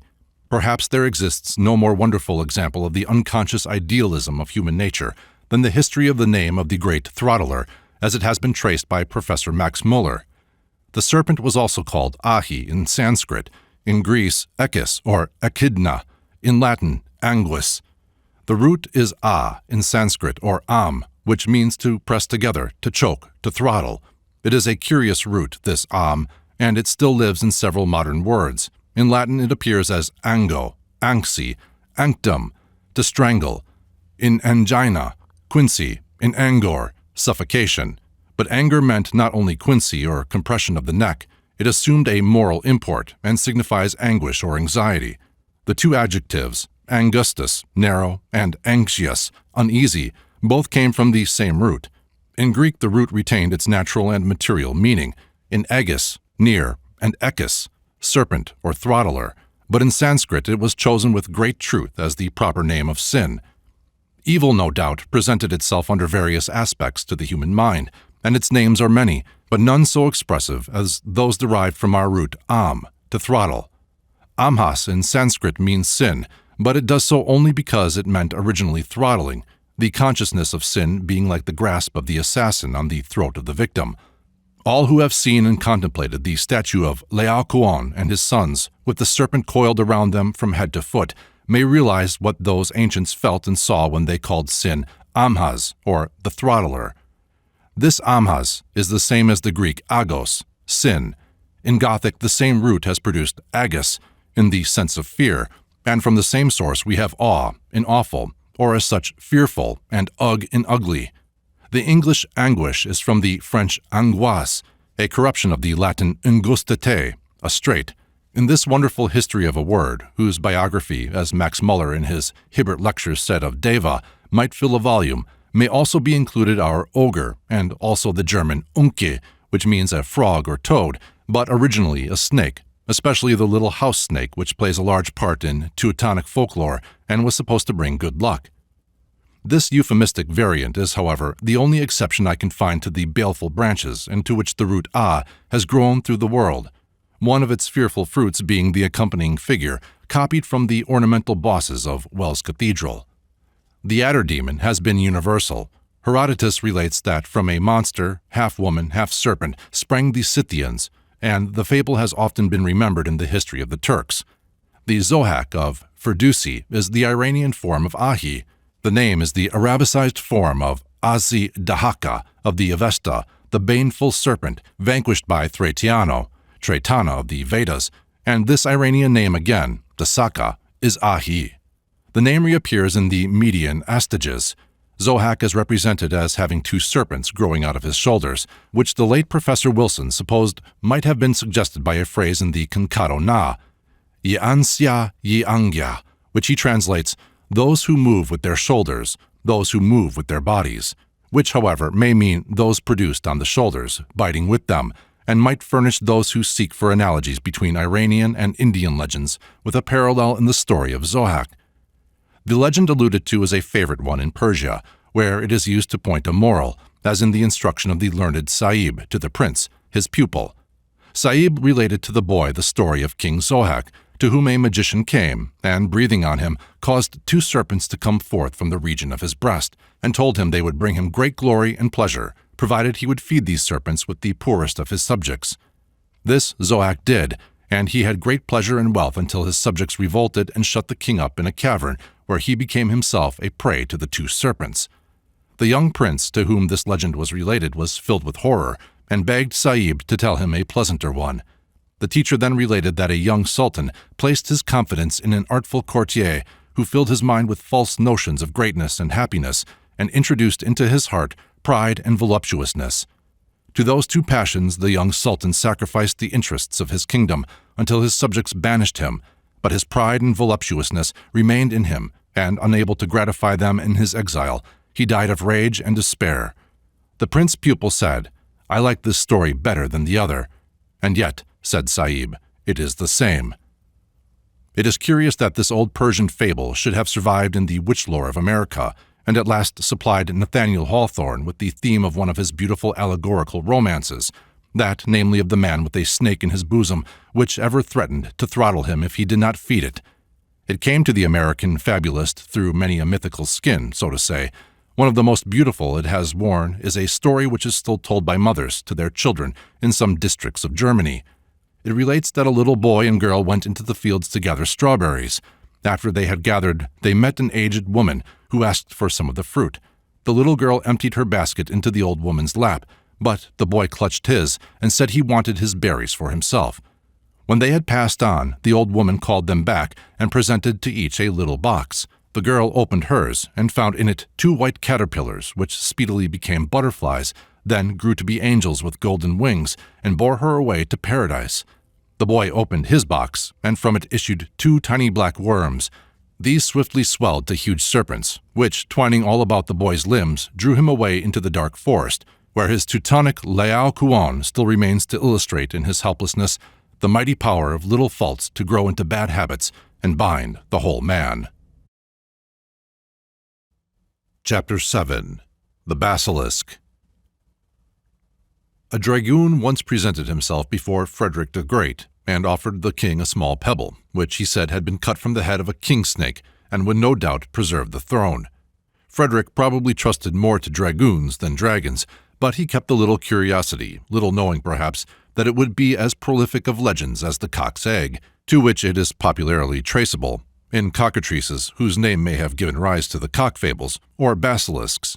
It has now taken its place in German folklore that Frederick owed his greatness to a familiar kept near him in the form of a basilisk, but there are few parts of the world where similar legends might not spring up and coil around any famous reputation.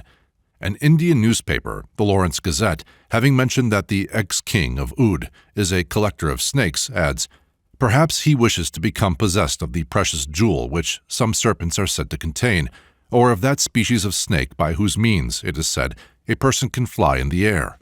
Dr. Dennis, in whose work on Chinese folklore this is quoted, finds the same notion in China. In one story, a foreigner repeatedly tries to purchase a butcher's bench, but the butcher refuses to sell it, suspecting there must be some hidden value in the article. For this reason he puts the bench by, and when the foreigner returns a year afterwards, learns from him that lodged in the bench was a snake, kept alive by the blood soaking through it, which held a precious gem in its mouth, quite worthless after the snake was dead. Cursing his stupidity at having put the bench out of use, the butcher cut it open and found the serpent dead, holding in its mouth something like the eye of a dried fish. Here we have two items which may only be accidental, and yet, on the other hand, possibly possess significance. The superior knowledge about the serpent attributed to a foreigner may indicate that such stories in China are traditionally alien, imported with the Buddhists, and the comparison of the dead gem to an eye may add a little to the probabilities that this magical jewel, whether in head of toad or serpent, is the reptile's eye as seen by the glamour of human eyes. The eye of the basilisk is at once its wealth-producing, its fascinating, and its paralyzing talisman, though all these beliefs have their various sources and their several representations in mythology. That it was seen as a gem was due, as I think, to the jeweled skin of most serpents, which gradually made them symbols of riches. That it was believed able to fascinate may be attributed to the general principles of illusion already considered, but its paralyzing power, its evil eye, connects it with a notion, found alike in Egypt and India, that the serpent kills with its eye. Among Sanskrit words for serpent are drigvisha and drishtivisha, literally having poison in the eye. While all serpents were lords and guardians of wealth, certain of them were crested or had small horns, which conveyed the idea of a crowned and imperial snake. Naturalists have recognized this origin of the name by giving the same Basiliscus mitratus to a genus of iguanidae, remarkable for a membranous crest not only on the occiput, but also along the back, which this lizard can raise and depress at pleasure. But folklore, the science of the ignorant, had established the same connection by alleging that the basilisk is hatched from the egg of a black cock, which was the peasant's explanation of the word cockatrice. De Plancy traces one part of the belief to a disease which causes the cock to produce a small egg-like substance, but the resemblance between its comb and the crests of serpent and frog was the probable link between them, while the ancient eminence of the cock as the bird of dawn relegated the origin of the basilisk to a very exceptional member of the family, a black cock in its 7th year. The useful fowl would seem, however, to have suffered even so slightly mainly through a phonetic misconception. The word cockatrice is crocodile transformed. We have it in the Old French cockatrix, which again is from the Spanish cocotrix, meaning crocodile, which Herodotus, by the way, uses to denote a kind of lizard, and whose sanctity has extended from the Nile to the Danube, where folklore declares that the skeleton of the lizard presents an image of the Passion of Christ, and it must never be harmed. Thus, cockatrice has nothing to do with cock or coq, but possibly the coincidence of the sound has marred the ancient fame of the bird of dawn. Indeed, black cocks have been so generally slain on this account that they were for a long time rare, and so the basilisks had a chance of becoming extinct. There were fabulous creatures enough, however, to perpetuate the basilisk's imaginary powers, some of which will be hereafter considered. We may devote the remainder of this chapter to the consideration of a variant of dragon mythology, which must be cleared out of our way in apprehending the dragon. This is the agathodemonic or heraldic dragon, which has inherited the euphemistic characters of the treasure-guarding and crowned serpent. In Slavonic legend, the king serpent plays a large part, and innumerable stories relate the glories of some peasant child that, managing to secure a tiny gem from his crown while the reptilian monarch was bathing, found the jewel daily surrounded with new treasures. This is the same serpent which, gathering up the myths of lightning and of comets, flies through many German legends as the red drake, Kolbuck, Alp, or Alberfleck, dropping gold when it is red, corn if blue, and yielding vast services and powers to those who can magically master it. The harmless serpents of Germany were universally invested with agathodemonic functions, though they still bear the name that relates them to Ahi, or Unken. Of these household snakes, Grimm and Simrock give much information. It is said that in fields and houses they approach solitary children and drink milk from the dish with them. On their heads they wear golden crowns, which they lay down before drinking and sometimes forget when they retire. They watch over children in the cradle and point out to their favorites where treasures are hidden. To kill them brings misfortune. If the parents surprise the snake with the child and kill it, the child wastes away. Once the snake crept into the mouth of a pregnant woman, and when the child was born, the snake was found closely coiled around its neck and could only be untwined by a milk bath. but it never left the child's side, ate and slept with it, and never did it harm. If such serpents left a house or farm, prosperity went with them. In some regions, it is said a male and female snake appear whenever the master or mistress of the house is about to die, and the legends of the Unken sometimes relapse into the original fear out of which they grew. Indeed, their vengeance is everywhere much dreaded, while their gratitude, especially for milk, is as imperishable as might be expected from their ancestors' quarrel with Indra about the stolen cows. In the Gesta Romanorum, it is related that a milkmaid was regularly approached at milking time by a large snake to which she gave milk. The maid having left her place, her successor found on the milking stool a golden crown, on which was inscribed, "Ingratitude." The crown was sent to the milkmaid who had gone, but from that time the snake was never seen again. In England, serpents were mastered by the vows of a saintly Christian. The knight Bran, in the Isle of Wight, is said to have picked up the cockatrice egg, to have been pursued by the serpents, which he escaped by vowing to build St. Lawrence Church in that island, the egg having afterwards brought him endless wealth and uniform success in combat. With the manifold fables concerning the royal dragon would seem to blend traditions of the astrological, celestial, and lightning serpents, but these would coincide with a development arising from the terrestrial worms and their heroic slayers. The demonic dragon with his terrible eye might discern from afar the advent of his predestined destroyer. It might seek to devour him in infancy.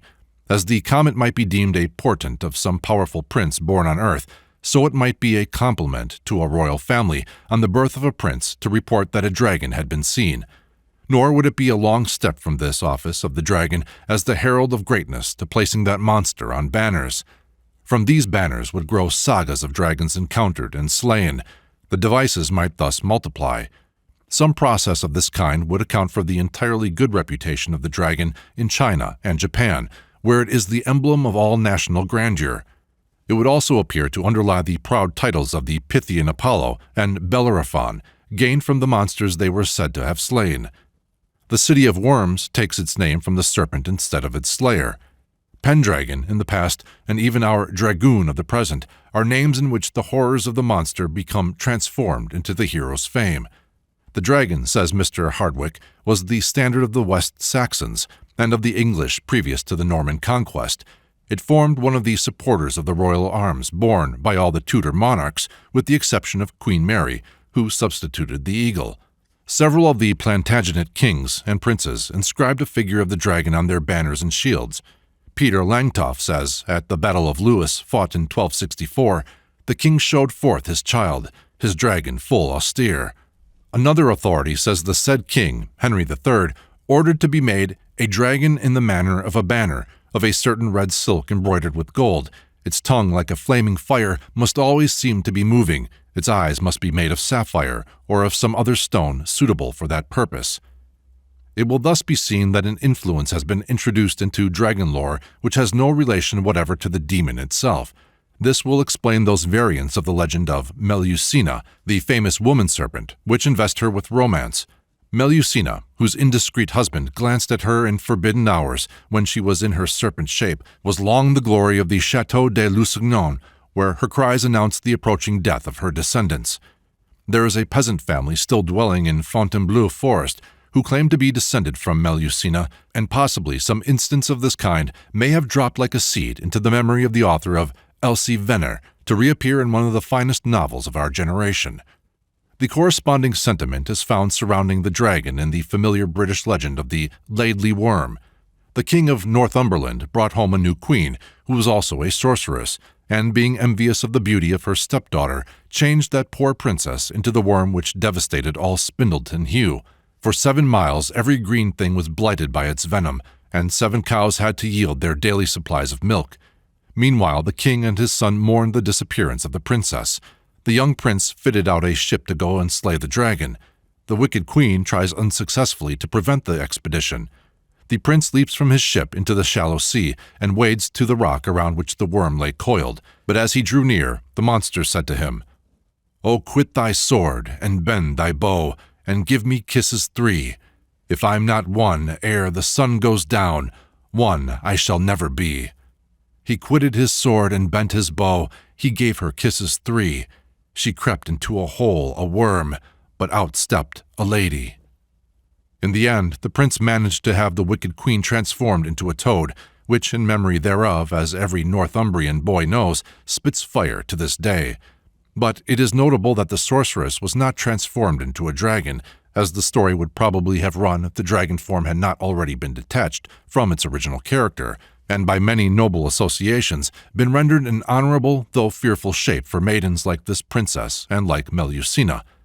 In the same direction point the legends which show dragons as sometimes victorious over their heroic assailants. Geoffrey of Monmouth so relates of King Morvitus of Northumbria, who encountered a dragon that came from the Irish Sea, and was last seen disappearing in the monster's jaws, like a small fish. A more famous instance is that of Beowulf, whose Anglo-Saxon saga is summed up by Professor Morley as follows. Afterward, the broad land came under the sway of Beowulf. He held it well for 50 winters, until in the dark night a dragon, which in a stone mound watched a hoard of gold and cups, won mastery. It was a hoard heaped up in sin, its lords were long since dead. The last earl, before dying, hid it in the earth cave, and for 300 winters the great scather held the cave, until some man, finding by chance a rich cup, took it to his lord. Then the den was searched while the worm slept. Again and again when the dragon awoke there had been theft. He found not the man, but wasted the whole land with fire. Nightly, the fiendish air-flyer made fire grow hateful to the sight of men. Then it was told to Beowulf. He sought out the dragon's den and fought with him in awful strife. The wound on the poison worm struck in the flesh of Beowulf, whereof Beowulf died. Equally significant is the legend that when King Arthur had embarked at Southampton on his expedition against Rome, about midnight he saw in a dream a bear flying in the air, at the noise of which all the shores trembled, also a terrible dragon flying from the west, which enlightened the country with the brightness of its eyes. When these two met, they had a dreadful fight, but the dragon with its fiery breath burned the bear which assaulted him, and threw him down, scorched, to the earth. This vision was taken to augur Arthur's victory. The father of Arthur had already in a manner consecrated the symbol, being named Uther Pendragon, or Dragon's Head. On the death of his brother Aurelius, it was told, there appeared a star of wonderful magnitude and brightness, darting forth a ray, at the end of which was a globe of fire, in the form of a dragon, out of whose mouth issued 2 rays, one of which seemed to stretch out itself towards the Irish Sea, and ended in 7 lesser rays. Merlin interpreted this phenomenon to mean that Uther would be made king and conquer various regions, and after his first victory, Uther had 2 golden dragons made, one of which he presented to Winchester Cathedral, retaining the other to attend him in his wars. In the legend of Merlin and Vortigern, we find the dragon so completely developed into a merely warrior-like symbol that its moral character has to be determined by its color. As in the 2 armies of serpents seen by Zoroaster in Persian legends, which fought in the air, the victory of the white over the black, foreshowing the triumph of Ormuzd over Ahriman, the tyranny of Vortigern is represented by a red dragon, while Aurelius and Uther are the 2 heads of a white dragon. Merlin, about to be buried alive, in pursuance of the astrologer's declaration to Vortigern that so only would his ever-falling wall stand firm, had revealed that the recurring disaster was caused by the struggle of these 2 dragons underground. When the monsters were on earth, they fought terribly, until the white one hent the red with all his might, and to the ground he him cast, and with the fire of his blast altogether brent the red, that never of him was found in shred, but dust upon the ground he lay. The white dragon vanished and was seen no more, but the tyrant Vortigern fulfilled the fate of the red dragon, being burnt in his castle near Salisbury. These 2 dragons met again, however, as red and white roses. Many developments corresponding to these might be cited. One indeed bears a startling resemblance to our English legends, of King Nuat Meamun, whose conquest of Egypt is placed by G. Maspero about BC 664 to 654.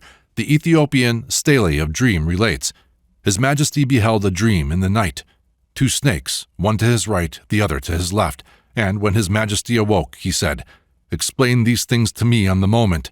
And lo, they explained it to him, saying, Thou wilt have the southern lands, and seize the northern, and the 2 crowns will be put on thy head. For there is given unto thee the earth in all its width and its breadth. These 2 snakes were probably suggested by the uraei of the Egyptian diadem. Beyond the glory reflected upon a monster from his conqueror, there would be reason why the alchemist and the wizard should encourage that aspect of the dragon. The more perilous that gorgon whose blood Aesculapius used, the more costly such medicament. While that the remedy may be advantageous, the monster must not be wholly destructive. This is so with the now destructive, now preservative forces of nature, and how they may blend in the theories and subserve the interests of pretenders is well shown in a German work on alchemy, 1625, quoted by Mr. Hardwick. "There is a dragon lives in the forest, who has no want of poison. When he sees the sun or fire, he spits venom, which flies about fearfully. No living animal can be cured of it. Even the basilisk does not equal him. He who can properly kill this serpent has overcome all his danger. His colors increase in death. Physic is produced from his poison, which he entirely consumes, and eats his own venomous tail. This must be accomplished by him, in order to produce the noblest balm, such great virtue as we will point out herein, that all the learned shall rejoice." It will be readily understood that these traditions and fables would combine to hedge about a king by ascribing to him familiarity with a monster so formidable to common people, and even investing him with its attributes. The dragon's name, derived from the Sanskrit word for serpent, Drigvisha, came to mean the thing that sees. While this gave rise to many legends of preternatural powers of vision gained by tasting or bathing in a dragon's blood, as in the poem of Siegfried, or from waters it guarded, as Eyewell, in which Guy's dragon dipped its tail to recover from wounds. The Sanskrit sense of eye poisoning was preserved in legends of occult and dangerous powers possessed by kings, one of the latest being the potent evil eye, popularly ascribed in Italy to the late Pius IX. But these stories are endless. The legends adduced will show the sense of all those which, if unexplained, might interfere with our clear insight into the dragon itself, whose further analysis will prove it to be wholly bad. The concentrated terrors of nature. Chapter 8. The Dragon's Eye. The etymologies of the words dragon and ophis, given in the preceding chapter, ideally the same, both refer to powers of the serpent which it does not possess in nature, the preternatural vision and the glance that kills.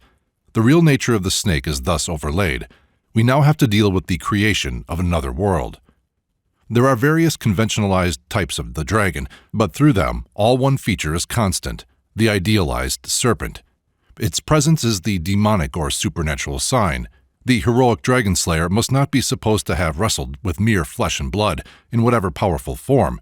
The combat which immortalizes him is waged with all the pains and terrors of earth and heaven concentrated and combined in one fearful form. Impossible and phantasmal as was this form in nature, its mystical meaning in the human mind was terribly real. It was this eye of anti-human nature which filled man with dismay and conjured up the typical phantom. It was this pain, purposed and purposing, the agony of far-searching vision, subtlest skill, silently creeping, winged, adapted to meet his every device with a cleverer device, which gradually impressed mankind with a belief in a general principle of antagonism to human happiness. It is only as a combination that any dragon form is miraculous. Every constituent feature and factor of it is in nature, but here they are rolled together in one pandemonic expression and terror. Yet no such form loses its relation with nature. It is lightning and tempest, fever-bearing malaria and fire, venom and fang, slime and jungle, all the ferocities of the earth, air, and heavens gathering to their fatal artistic force and waylaying man at every step in his advance. In Turner's picture of Apollo slaying the python, there is a marvelous suggestion of the natural conceptions from which the dragon was evolved. The fearful folds of the monster, undulating with mound and rock on which he lies, at points almost blend with the tangle of bushes and the jagged chaos amid which he stretches. The hard, wild, cruel aspects of inanimate nature seem here and there rankly swelling to horrible life, as yet but half distinguishable from the stony-hearted matrix. The crag begins to coil and quiver, the jungle puts forth its claws, but above all appear the monstrous eyes, in which the forces of pain, hardship, obstacle, have at last acquired purpose and direction. The god confronts them with eyes yet keener. His arrow, feathered with eye-beams, has reached its mark, straight between the monster's eyes, but there is no more anger in his face than might mar the calm strength of a gardener clearing away the stone and thicket that make the constituent parts of python. If we now turn to the neighboring picture in the National Gallery by the same artist, the Hesperian Gardens and their guard, we behold the dragon on his high crag, outlining and vitalizing not only the edge of rock, but also the sky it meets. His breath steams up into cloud. The heavens also have their terrors, which take on eyes and coils. On the line of the horizon were hung the pictures of the primitive art gallery. Imagination painted them with brush, dipped now in blackness of the storm, now in fires of the lightning or the sunset, but the forms were born of experience, of earthly struggle, defeat, and victory. As I write these words, I lay aside my pen to look across a little lake amid the lonely hills of Wales to a sunset which is flooding the sky with glory. Through the almost greenish sky, the wind is bearing fantastic clouds that sometimes take the shape of chariots, in which cloud-veiled forms are seated, and now great birds with variegated plumage, all hastening, as it were, to some gathering place of aerial gods. Beneath a long bar of maroon tint stretches a sea of yellow light, on the hither side of which is set a garden of fleecy trees, touched with golden fruit. Amid them plays a fountain of changing colors. On the left has stood, fast as a mountain range, a mass of dark blue cloud with uneven peaks. Suddenly a pink faint glow shines from behind that leaden mass, and next appears, sinuous with its long indented top, the mighty folds of a fiery serpent. Nay, its head is seen, its yawning lacertine jaws, its tinted crest. It is sleepless Ladon, on his high barrier keeping watch and ward over the Hesperian garden. Juno set him there, but he is the son of Ge, the earth. The tints of heaven invest and transform, and in a sense create him, but he would never have been born mythologically had it not been that in this world stings hover near all sweetness, danger environs beauty, and, as Plato said, good things come hard. The grace and luster of the serpent with his fatal fang preceded him, and all the perils that lurk beneath things fair and fascinating. So far there is nothing essentially moral or unmoral about him. This dragon is a shape designed by primitive meteorology and metaphysics together. Man has asked what is so, and this is the answer. He has not yet asked why it is so, whether it ought to be so, and whether it may not be otherwise. The challenge has not yet been given, the era of combat not yet arrived. The panoplied guard and ally of gods, as unmoral as himself, has yet to be transformed under the touch of the religious sentiment and expelled from the heaven of nobler deities, as a dragon cast down, deformed, and degraded forever. As thought goes on, such allies compromise their employers. The Creator's work reflects the Creator's character, and after many timorous ages, we find the dragon-guarded deities going down with their cruel defenders. It is not without significance that in the Sanskrit dictionary, the most ancient of all words for God, Asura, has for its primary meaning demon or devil. The gods and dragons united to churn the ocean for their own wealth, and in the end they were tarred with one brush.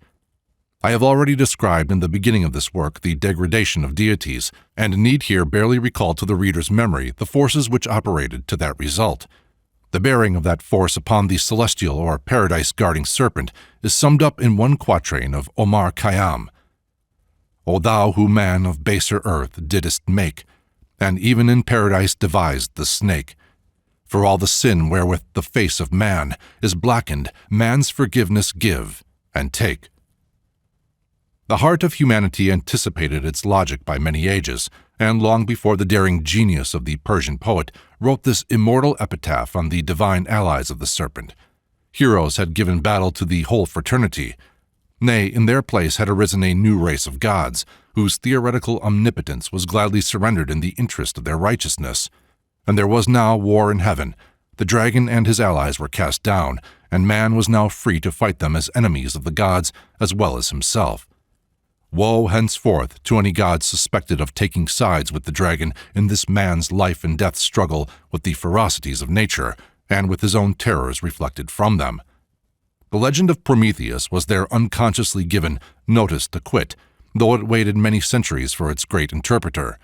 It is Goethe who alone has seen how pale and weak grow Jove's fireworks before the thought thunderbolts of the artist, launched far beyond the limitations that chain him in nature. Gods are even yet going down in many lands before the sublime sentence of Prometheus. Curtain thy heavens, thou Jove, with clouds and mist, and like a boy that moweth, thistles down, unloose thy spleen on oaks and mountain tops. Yet canst thou not deprive me of my earth, nor of my hut, the which thou didst not build, nor of my hearth, whose little cheerful flame thou enviest me. I know not aught within the universe more slight, more pitiful than you, ye gods, who nurse your majesty with scant supplies of offerings wrung from fear and muttered prayers, and needs must starve, warrant not that babes and beggars are hope-besotted fools. When I was yet a child, and knew not whence my being came, nor where to turn its powers, up to the sun I bent my wildered eye, as though above, within its glorious orb, there dwelt an ear to listen to my plaint, a heart like mine, to pity the oppressed. Who gave me succor against the Titans in their tyrannous might, who rescued me from death, from slavery? Thou, my soul, burning with hallowed fire, thou hast thyself alone achieved it all, yet didst thou in thy young simplicity glow with misguided thankfulness to him that slumbers on in idleness there above.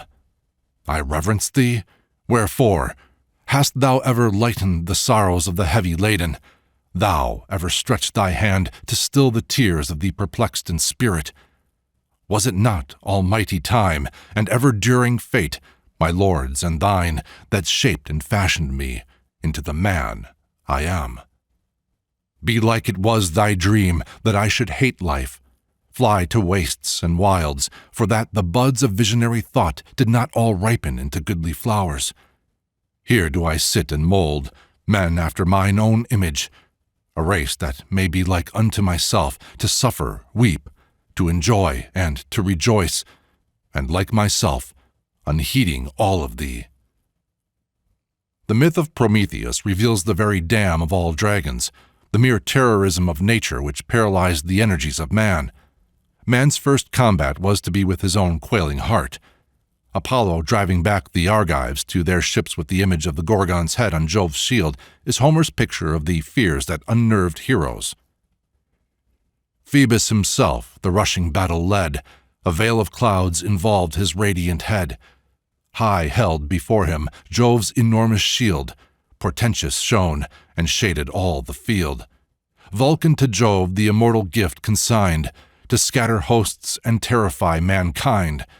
Deep horror seizes every Grecian breast, their force is humbled and their fear confessed. So flies a herd of oxen, scattered wide, no swain to guard them and no day to guide, when two fell lions from the mountain come, and spread the carnage through the shady gloom. The Grecians gaze around with wild despair, confused and weary all their powers with prayer. A generation whose fathers remembered the time when men educated in universities regarded Franklin with his lightning rod as heaven-defying can readily understand the legend of Vulcan type of the untamed force of fire being sent to bind Prometheus, master of fire.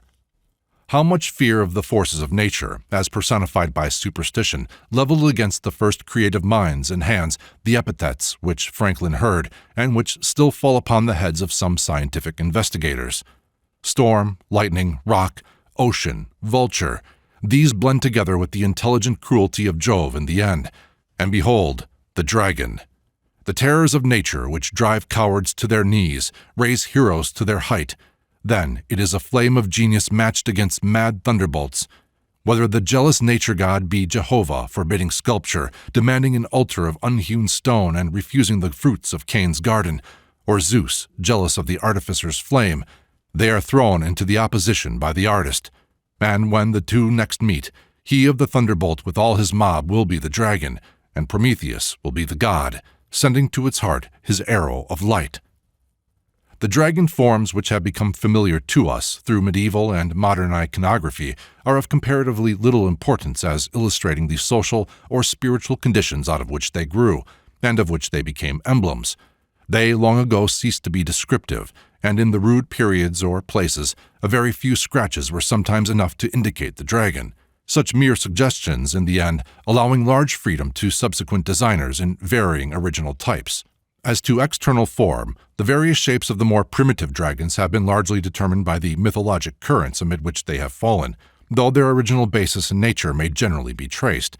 In the far north, where the legends of swan maidens, pigeon maidens, and vampires were paramount in the Middle Ages, we find the bird-shaped dragon very common.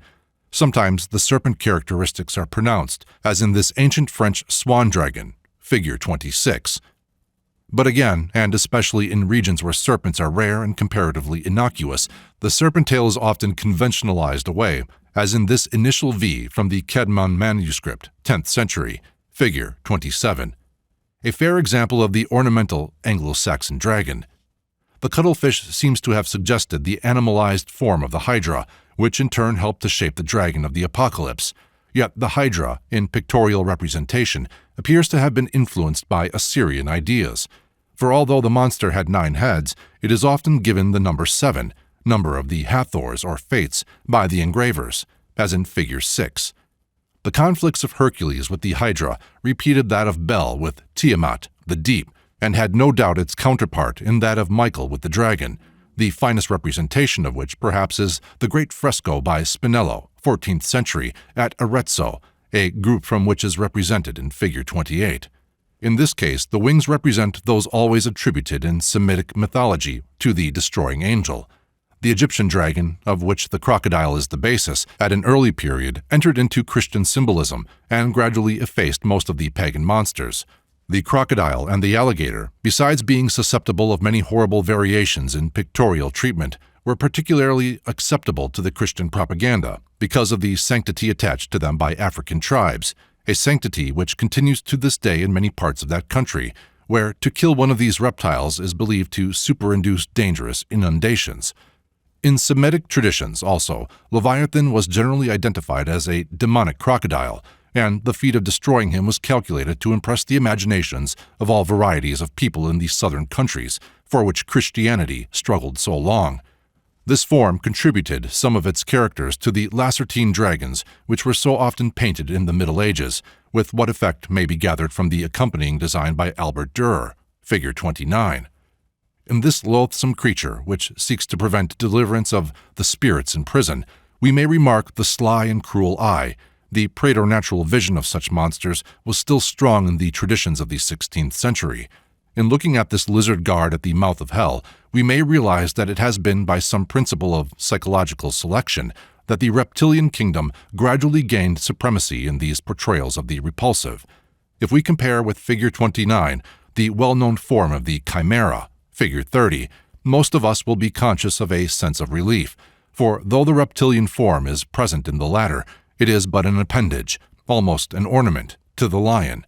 It is impossible to feel any loathing towards this spirited Trisomatos, and one may recognize in it a different animus from that which depicted the Christian dragon.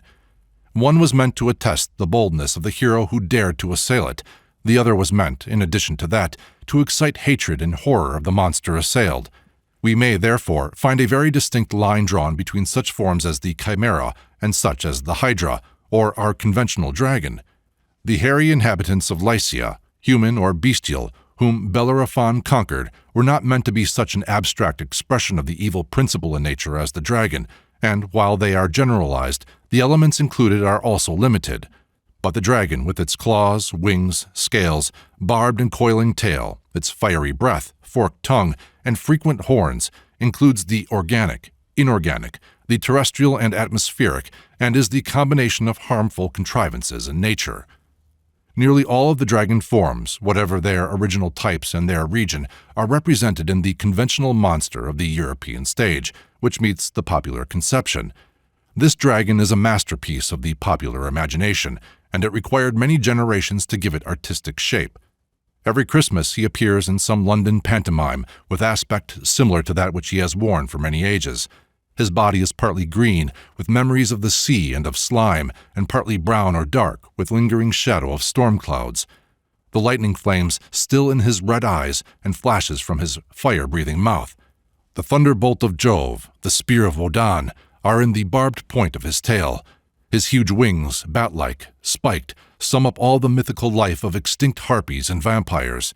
Spine of crocodile is on his neck, tail of the serpent, and all the jagged ridges of rocks and sharp thorns of jungles bristle around him, while the ice of glaciers and brassy glitter of sunstrokes are in his scales. He is ideal of all that is hard, obstructive, perilous, loathsome, horrible in nature. Every detail of him has been seen through and vanquished by man, here or there, but in selection and combination they rise again as principles and conspire to form one great generalization of the forms of pain, the sum of every creature's worst. Chapter 9. The Combat. The realm of the unknown has now, by exploration of our planet and by science, been pretty well pressed into annexation with the unknowable. In early periods, however, unexplored lands and seas existed only in the human imagination, and men appear to have included them within the laws of analogy as slowly as their descendants so included the planets. The monstrous forms with which superstition now peoples regions of space that cannot be visited could then dwell securely in parts of the world where their existence or non-existence could not be verified. Science had not yet shown the simplicity and unity underlying these superficial varieties of nature, and though Rudolf Rapps appeared many times and related the adventures of his Baron Munchausen in many languages, it was only 100 years ago that he managed to raise a laugh over them. It has taken nearly another 100 to reveal the humor of Munchausenisms that relate to invisible and future worlds. The dragon, which now haunts the imagination of a few compulsory voyagers beyond the grave, originated in speculations concerning the unseen shores of equally mythical realms, whose burning zones and frozen seas had not yet been detached from this planet to make the inferno of another.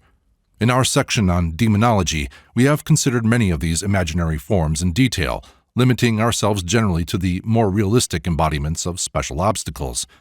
Just above that formation comes the stratum, in which we find the separate features of the previous demonic fauna, combining to forms which indicate the new creative power which, as we have seen, makes nature over again in its own image. Beginning thus on the physical plane, with a view of passing to the social, political, and metaphysical arenas, where man has successively met his dragons, we may first consider the combination of terrors and perils, real and imaginary, which were confronted by the early colonist. I will venture to call this the colonial dragon. This form may be represented by any of those forms against which the Prometheus of Aeschylus cautions Lo on her way to the realm which should be called Ionia. When thou shalt have crossed the stream that bounds the continents to the rosy realms of the morning where the sun sets forth, thou shalt reach beyond the roaring sea, Sistine's Gorgonian plains, where dwell the Phorcides, and hard by are their 3 winged sisters, the snake-haired Gorgons, by mortals abhorred, on whom none of the human race can look and live. Beyond thy guard against griffins, sharp-fanged hounds of Jove that never bark, and against the cavalry host of one-eyed Arimaspians, dwelling on the gold-gushing fount, the stream of Pluto, thou wilt reach a distant land, a dark tribe, near to the fount of the sun, where runs the river Aethiops. One who has looked upon Leonardo da Vinci's Medusa at Florence, one of the finest interpretations of a mythologic subject ever painted, may comprehend what to the early explorer and colonist were the fascinations of those rumored regions where nature was fair but girt round with terrors. The Gorgon's head alone is given, with its fearful tangle of serpent tresses. Her face, even in its pain, possesses the beauty that may veil a fatal power. From her mouth is exhaled a vapor, which, in its outline, has brought into life vampire, newt, toad, and loathsome nondescript creatures. Here is the malaria of undrained coasts, the vermin of noxious nature. The source of these must be destroyed before man can found his city. It is the fiery, poisonous breath of the colonial dragon. Most of the dragon myths of Great Britain appear to have been importations of the colonial monsters. Perhaps the most famous of these in all Europe was the Chimera, which came westward upon coins, Bellerophon having become a national hero at Corinth, almost superseding the god of war himself, and his effigy spread with many migrations. Our conventional figure of St. George is still Bellerophon, though the dragon has been substituted for Chimera, a change which Christian tradition and national respect for the lion rendered necessary. Figure 31.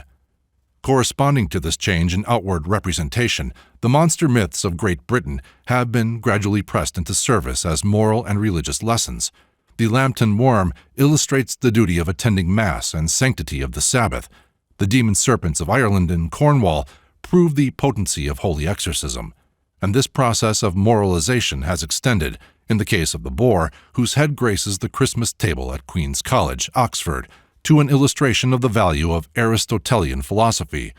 It was with a volume of Aristotle that the monster was slain, the mythologic affinities of the legend being quaintly preserved in the item that it was thrust down the boar's throat. But these modifications are very transparent, the British legends being mainly variants of one or two original myths which appear to have grown out of the heraldic devices imported by ancient families. These probably acquired realistic statement through the prowess and energy of chieftains, and were exaggerated by their descendants, perhaps also connected with some benefit to the community, in order to strengthen the family tenure of its estates. For this kind of duty, the colonial dragon was the one usually imported by the family romancer or poet. The multiplication of these fables is indeed sufficiently curious. It looks as if there were some primitive agrarian sentiment which had to be encountered by aid of appeals to exceptional warrant. The family, which could trace its title to an estate to an ancestor who rescued the whole district, was careful to preserve some memorial of the feat. On account of the interests concerned in old times, we should be guarded in receiving the rationalized interpretations of such myths, which have become traditional in some localities. The barbaric achievements of knights did not lose in the ballads of minstrels any marvelous splendors, but gained many, and most of these came from the south and east. The dragon, which Guy of Warwick slew, still retained traces of chimera. It had paws as a lion. Sir William Dugdale thought that this was a romanticized version of a real combat which Guy fought with a Danish chief, AC 926. Similarly, the Dragon of Wantley has been reduced to a fraudulent barrister. The most characteristic of this class of legends is that of Sockburn. Soon after the Norman conquest, the Conyers family received that manor by episcopal grant, the tradition being that it was because Sir John Conyers, knight, slew a huge worm which had devoured many people. The falchion with which this feat was achieved is still preserved, and I believe it is still the custom, when a new bishop visits that diocese, for the Lord of Sockburn to present this sword. The lord of the manor meets the bishop in the middle of the river Tees and says, "My lord bishop, I here present you with the falchion wherewith the champion Conyers slew the worm, dragon or fiery flying serpent, which destroyed man, woman, and child, in memory of which the king then reigning gave him the manor of Sockburn, to hold by this tenure, that upon the first entrance of every bishop into the country, this falchion should be presented." The bishop returns the sword and wishes the lord long enjoyment of the tenure, which has been thus held since the year 1396. The family tradition is that the dragon was a Scotch intruder named Comyn, whom Conyers compelled to kneel before the episcopal throne. The Conyers family of Sockburn seem to have been at last overtaken by a dragon, which was too much for them. The last knight was taken from a workhouse, barely in time not to die there. In the memoirs of the Somervilles, we read that one of the family acquired a parish by slaying a hideous monster in form of a worm. "The Wold Laird of Laristone slew the worm of Worm's Glen, and wan all Linton perishing." It was in length 3 Scots yards, and somewhat bigger than an ordinary man's leg, with a head more proportionable to its length than its greatness, its form and color like to our common Muir adders. This was a very moderate dragon compared with others, by slaying which many knights won their spurs. This, for example, which Sir Digor killed in the 14th century. "A dragon great and grim, full of fire and also of venom, with a wide throat and tusks great, upon that knight fast 'gan he beat, and as a lion then was his feet. His tail was long and full unmeet. Between his head and his tail was 22 foot withouten fail. His body was like a wine tun. He shone full bright against the sun. His eyes were bright as any glass. His scales were hard as any brass." The familiar story of St. Patrick clearing the snakes out of Ireland, and the Cornish version of it, in which the exorcist is St. Petrux, presents some features which relate it to the colonist's combat with his dragon, though it is more interesting in other aspects. The colonial dragon includes the diseases, the wild beasts, the savages, and all manner of obstructions which environ a new country. But when these difficulties have been surmounted, the young settlement has still its foes to contend with, warlike invaders from without, ambitious members within. We then find the dragon taking on the form of a public enemy, and his alleged slayer is representative of the commune, possibly in the end to transmit its more real devourer. Most of the British dragon myths have expanded beyond the stage in which they represent merely the struggles of immigrants with wild nature, and include the further stage where they represent the formation of the community. The growth of patriotism at length is measured by its shadow. The colonial is transformed to the communal dragon. Many dragon myths are adaptations of the ancient symbolism to hostes communes. Such are the monsters described as desolating villages and districts until they are encountered by antagonists and animated by public spirit. Such antagonists are distinguishable from the heroes that go forth to rescue the maiden in distress. Their chief representative in mythology is Heracles, most of whose labors reveal the man of self-devotion, redressing public wrongs, and raising the standard of humanity as well as civilization. The age of chivalry has its legend in the centaurs and Chiron. The hippocentaurs are mounted savages. Chiron is the true knight, withstanding monsters in his own shape, saving Peleus from them, and giving hospitality to the Argonauts. The mounted man was dragon to the man on foot until he became the chevalier. Then the demonic character passed to the strategist who had no horse. It is curious enough to find existing among the Mormons a murderous order calling themselves Danites, or destroying angels, after the text of Genesis. Dan shall be a serpent, by the way, an adder in the path, that biteth the horse's heel, that his rider shall fall backward. The Ritter, however, so far as his dragon was concerned, was as one winged, and every horse a Pegasus, when it bore him to decide the day between the adder and its victim. It is remarkable that the Mormons should have carried from the East a cruel superstition to find, even among the red men who are disappearing before the western march of Saxon strength, more gentle fables. Among the Mimacs, the aborigines of Nova Scotia, there is a legend of a young hero named Kikwaju, who, in seeking for a wife, is befriended by a good sage named Glooskap, who warns him against a powerful magician disguised as a beaver, and two demon sisters who will waylay him in the disguise of large weasels. The youth is admonished to beat a certain drum as his canoe passes them, and he is saved as Orpheus in passing Cerberus and Ulysses in sailing past the Sirens. The weasels, hearing the music, aspire to wed the stars, but find themselves in an indescribable nest at the top of a tall white pine. The cavalier encounters also the brutal dragon, whose victim is woman. From immemorial time, man's captive, unable to hold her own against brute force, she is at the mercy of all who are insensible to the refined and passive powers. The rock-bound Andromeda, the pursued Leto, or whatever fair maid it may be that the dragon slayer rescues, may have begun mythologically as emblem of the dawn, whose swallower is the night cloud, but in the end she symbolizes a brighter dawn, that of civility and magnanimity among men. It is a notable fact that far away in Japan we should find a dragon myth which would appear to represent, with rare beauty, the social evolution we have been considering. Their great mythological serpent, Yamati no Oroki, that is, the serpent of 8 heads and tails, stretching over 8 valleys, would pretty certainly represent a river annually overflowing its banks. One is reminded by this monster of the accounts given by Mencius of the difficulties with streams which the Chinese had to surmount before they could make the Middle States habitable. But this colonial dragon, in the further evolution of the country, reappears as the brutal dragon. The admirable legend relates that, while the rest of the world were using stone implements, there came into the possession of Sosano no Mikoto, the Prince of Sosano, a piece of iron which was wrought into a sword. That maiden sword of the world was fleshed to save a maiden from the jaws of a monster.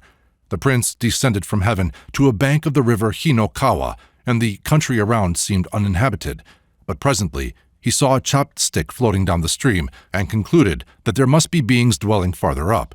So he traveled until he came to a spot where he beheld an aged man and his wife, Asinaduti and Tenaduti, with their beautiful daughter, Hime of Inada. The 3 were weeping bitterly, and the prince was informed that Hime was the last of their daughters, 7 of whom had been devoured by a terrible serpent. This serpent had 8 heads, and the condition on which it had ceased to desolate the district was that one of these 8 maidens should be brought annually to this spot to satisfy his voracity. The last had now been brought to complete the dreadful compact. The Japanese are careful to distinguish this serpent from a dragon, with them an agathodemon. It had no feet, and its heads branched by as many necks from a single body, this body being so large that it stretched over 8 valleys. It was covered with trees and moss, and its belly was red as blood. The prince doubted if, even with his sword, he could encounter such a monster, so he resorted to stratagem. He obtained 8 vast bowls, filled them with 8 different kinds of wine, and having built a fence with the same number of openings, set a bowl in each.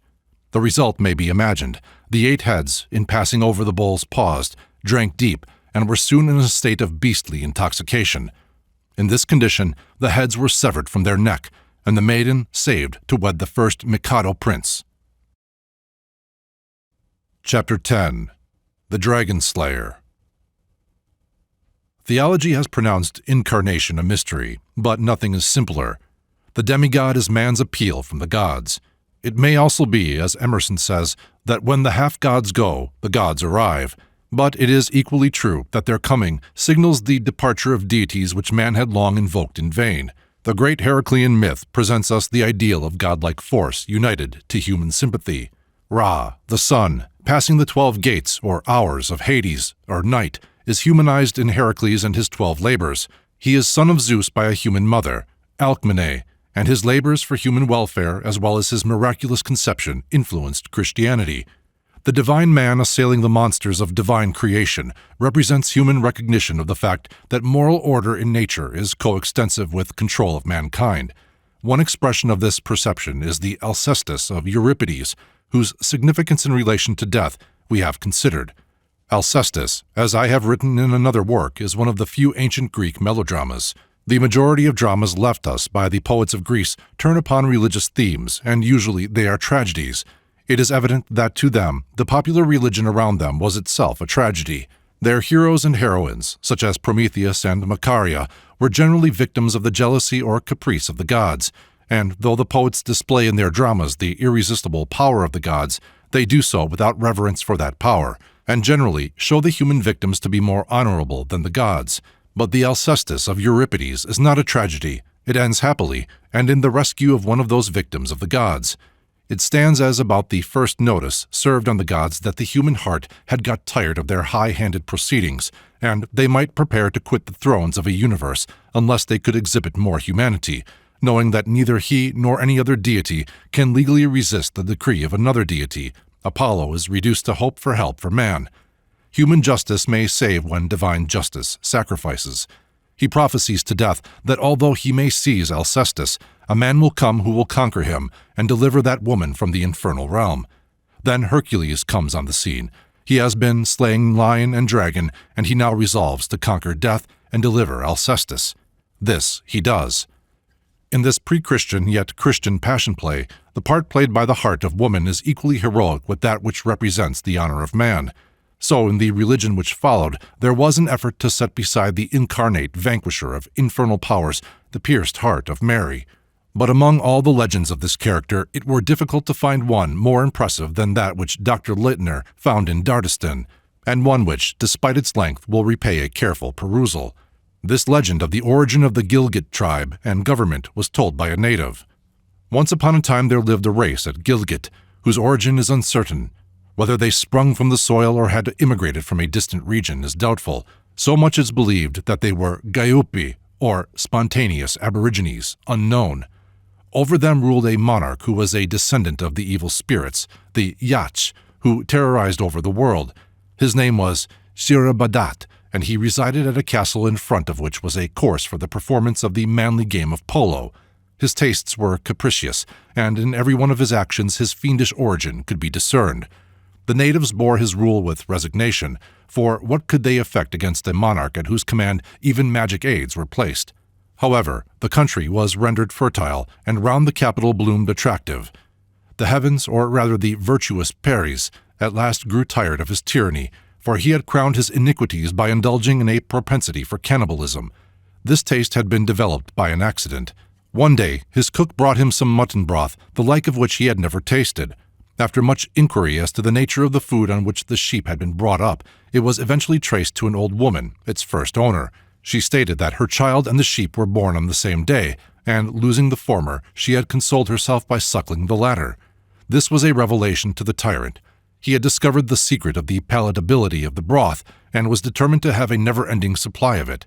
So he ordered that his kitchen should be regularly provided with children of a tender age, whose flesh, when converted into broth, would remind him of the exquisite dish he had once so much relished.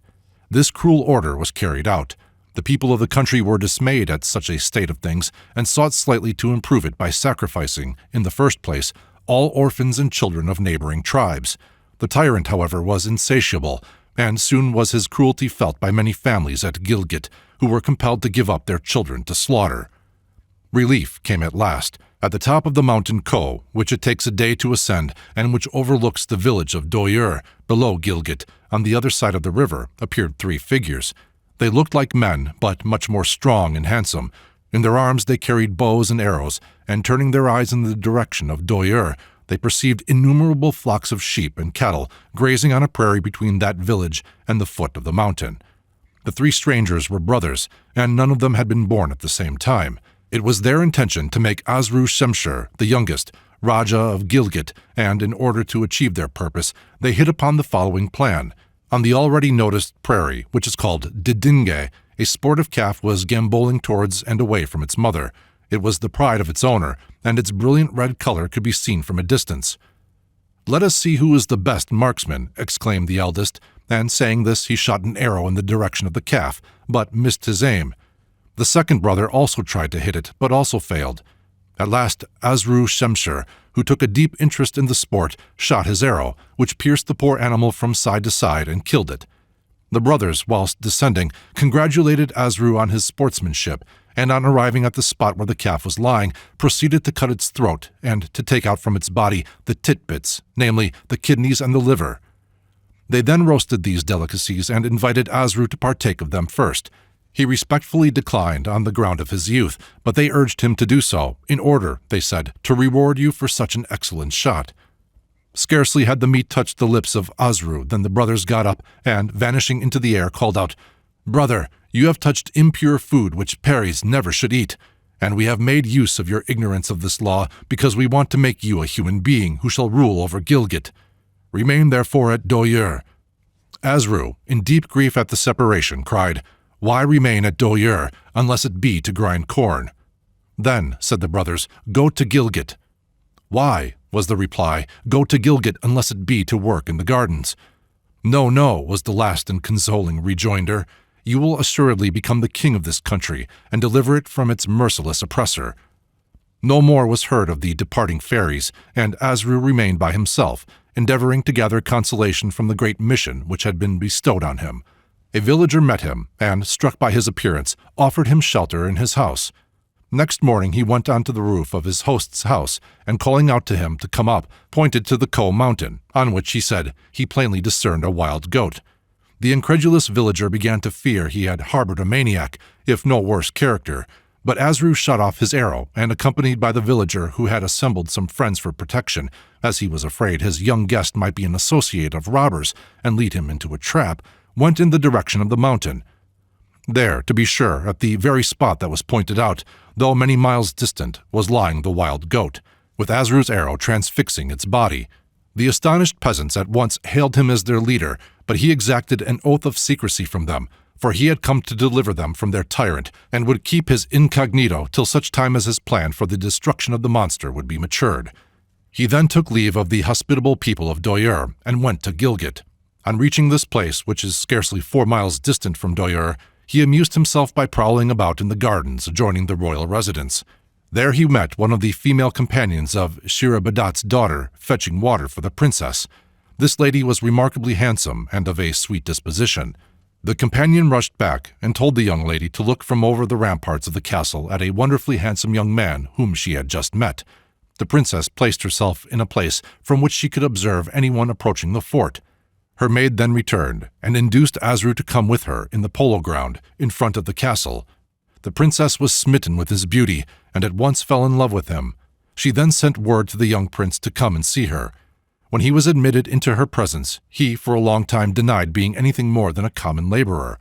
At last he confessed to being a fairy's child, and the overjoyed princess offered him her heart and hand. It may be mentioned here that the tyrant Shuribadat had a wonderful horse which could cross a mile at every jump, and which its rider had accustomed to jump both into and out of the fort, over its walls. So regular were the leaps which this famous animal could take that he invariably alighted at the distance of a mile from the fort, and at the same place. On that very day on which the princess had admitted young Azru into the fort, King Shuribadat was out hunting, of which he was desperately fond, and to which he used sometimes to devote a week or 2 at a time. We must now return to Azru, whom we left conversing with the princess. Asru remained silent when the lady confessed her love. Urged to declare his sentiments, he said that he would not marry her unless she bound herself to him by the most stringent oath. This she did, and they became in the sight of God as if they were wedded man and wife. He then announced that he had come to destroy her father, and asked her to kill him herself. This she refused, but as she had sworn to aid him in every way she could, he finally induced her to promise that she would ask her father where his soul was. "Refuse food," said Asru, "for 3 or 4 days, and your father, who is devotedly fond of you, will ask for the reason of your strange conduct. Then say, 'Father, you are often staying away from me for several days at a time, and I am getting distressed, lest something should happen to you. Do reassure me by letting me know where your soul is, and let me feel certain that your life is safe.' This the princess promised to do, and when her father returned, refused food for several days. The anxious Sheribadat made inquiries, to which she replied by making the already named request. The tyrant was for a few moments thrown into mute astonishment, and finally refused compliance with her preposterous demand. The love-smitten lady went on starving herself, till at last her father, fearful for his daughter's life, told her not to fret herself about him, as his soul was of snow, in the snows, and that he could only perish by fire. The princess communicated this information to her lover. Asru went back to Doyur and the villages around and assembled his faithful peasants. Them he asked to take twigs of the fir tree, bind them together and light them, then to proceed in a body with torches to the castle in a circle, keep close together and surround it on every side. He then went and dug out a very deep hole, as deep as a well, in the place where Sheribadat's horse used to alight, and cover it with green boughs. The next day he received information that the torches were ready. At once he ordered the villagers gradually to draw near the fort in the manner which he had already indicated. King Sheribadat was then sitting in his castle, near him his treacherous daughter, who was so soon to lose her parent. All at once he exclaimed, "I feel very close. Go out, dearest, and see what has happened." The girl went out and saw torches approaching from a distance, but fancying it to be something connected with the plans of her husband, she went back and said it was nothing. The torches came nearer and nearer, and the tyrant became exceedingly restless. "Air, air," he cried, "I feel very ill. Go see, daughter, what is the matter."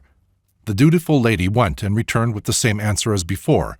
At last the torchbearers had fairly surrounded the fort, and Sheribadat, with a presentiment of impending danger, rushed out of the room saying that he felt he was dying.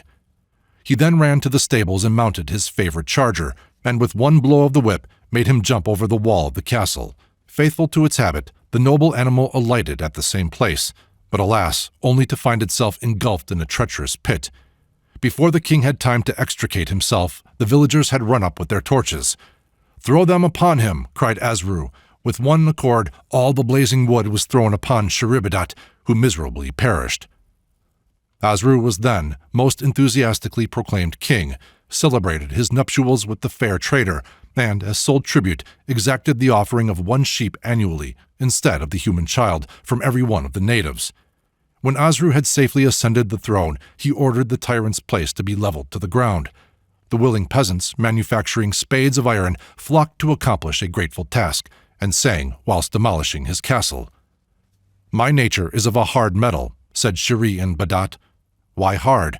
I, Koto, the son of the peasant Dem Singh, am alone hardy. With this iron spade I raze to the ground thy kingly house. Behold now, although thou art of race accursed, of Shetso Malika, I, Dem Singh's son, am of a hard metal. For with this iron spade I level thy very palace. Look out, look out." On account of the Feast of Torches, instituted as a memorial of this tradition, has already been given in another connection. The legend, the festival, and the song just quoted constitute a noble human epic. That startling defiance of the icy-hearted god by the human-hearted peasant, the brave cry of the long-cowering wretch, who at last holds in his spade an iron weapon to wield against the hardness of nature, are the sublime paean of the dragon-slayer. Look out, ye snow gods, man's heart is there, and woman's heart. Their courage, plus the spade, can level your palaces. Their love will melt you. Their arts and sciences kill you. So fatal may be torches. All great religions were born in this grand atheism. As the worship of Heracles meant the downfall of Zeus, the worship of Christ meant the overthrow of both Jove and Jehovah.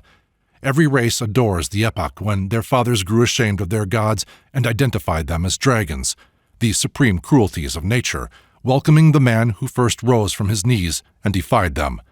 But in the end, the priests of the dragon managed to secure a compromise, and by labeling him with the name of his slayer, managed to resuscitate and re-enthrone him. For, as we shall presently see, the dragon never really dies. Christianity did not fail to avail itself of the dragon slayer's prestige, which had preceded it in Europe and in Africa. It could not afford to offer for popular reverence saints less heroic than pagan warriors and demigods. The old dragon myths, especially those which made the fame of Heracles, were appropriated to invest saintly forms. Saint Michael, Saint Andrew, Saint Margaret, and many another were pictured subduing or treading on dragons. Christ was shown crushing the serpent Sin, spearing the dragon Death, or even issuing from its impotent jaws like Jason from the dragon. But in this competition for the laurels of dead dragon slayers and fierce hostility to dragons already slain, the real dragon was left to revive and flourish in security, and in the end even inherited the mantle and the palm of his own former conqueror. The miscarriage of canonization in the case of St. George is a small and merely curious thing in itself, but it is almost mystical in its coincidence with the great miscarriage which brought the cross of Christ to authorize the crucifixions of the men most like him for 1,000 years. Mr. John Ruskin has sharply challenged Ralph Waldo Emerson's penetrating touch on the effigy that decorates the escutcheons of England and Russia. George of Cappadocia, says Emerson, born at Epiphania in Cilicia, was a low parasite who got a lucrative contract to supply the army with bacon. A rogue and an informer, he got rich and was forced to run from justice. He saved his money, embraced Arianism, collected a library, and got promoted by a faction to the episcopal throne of Alexandria.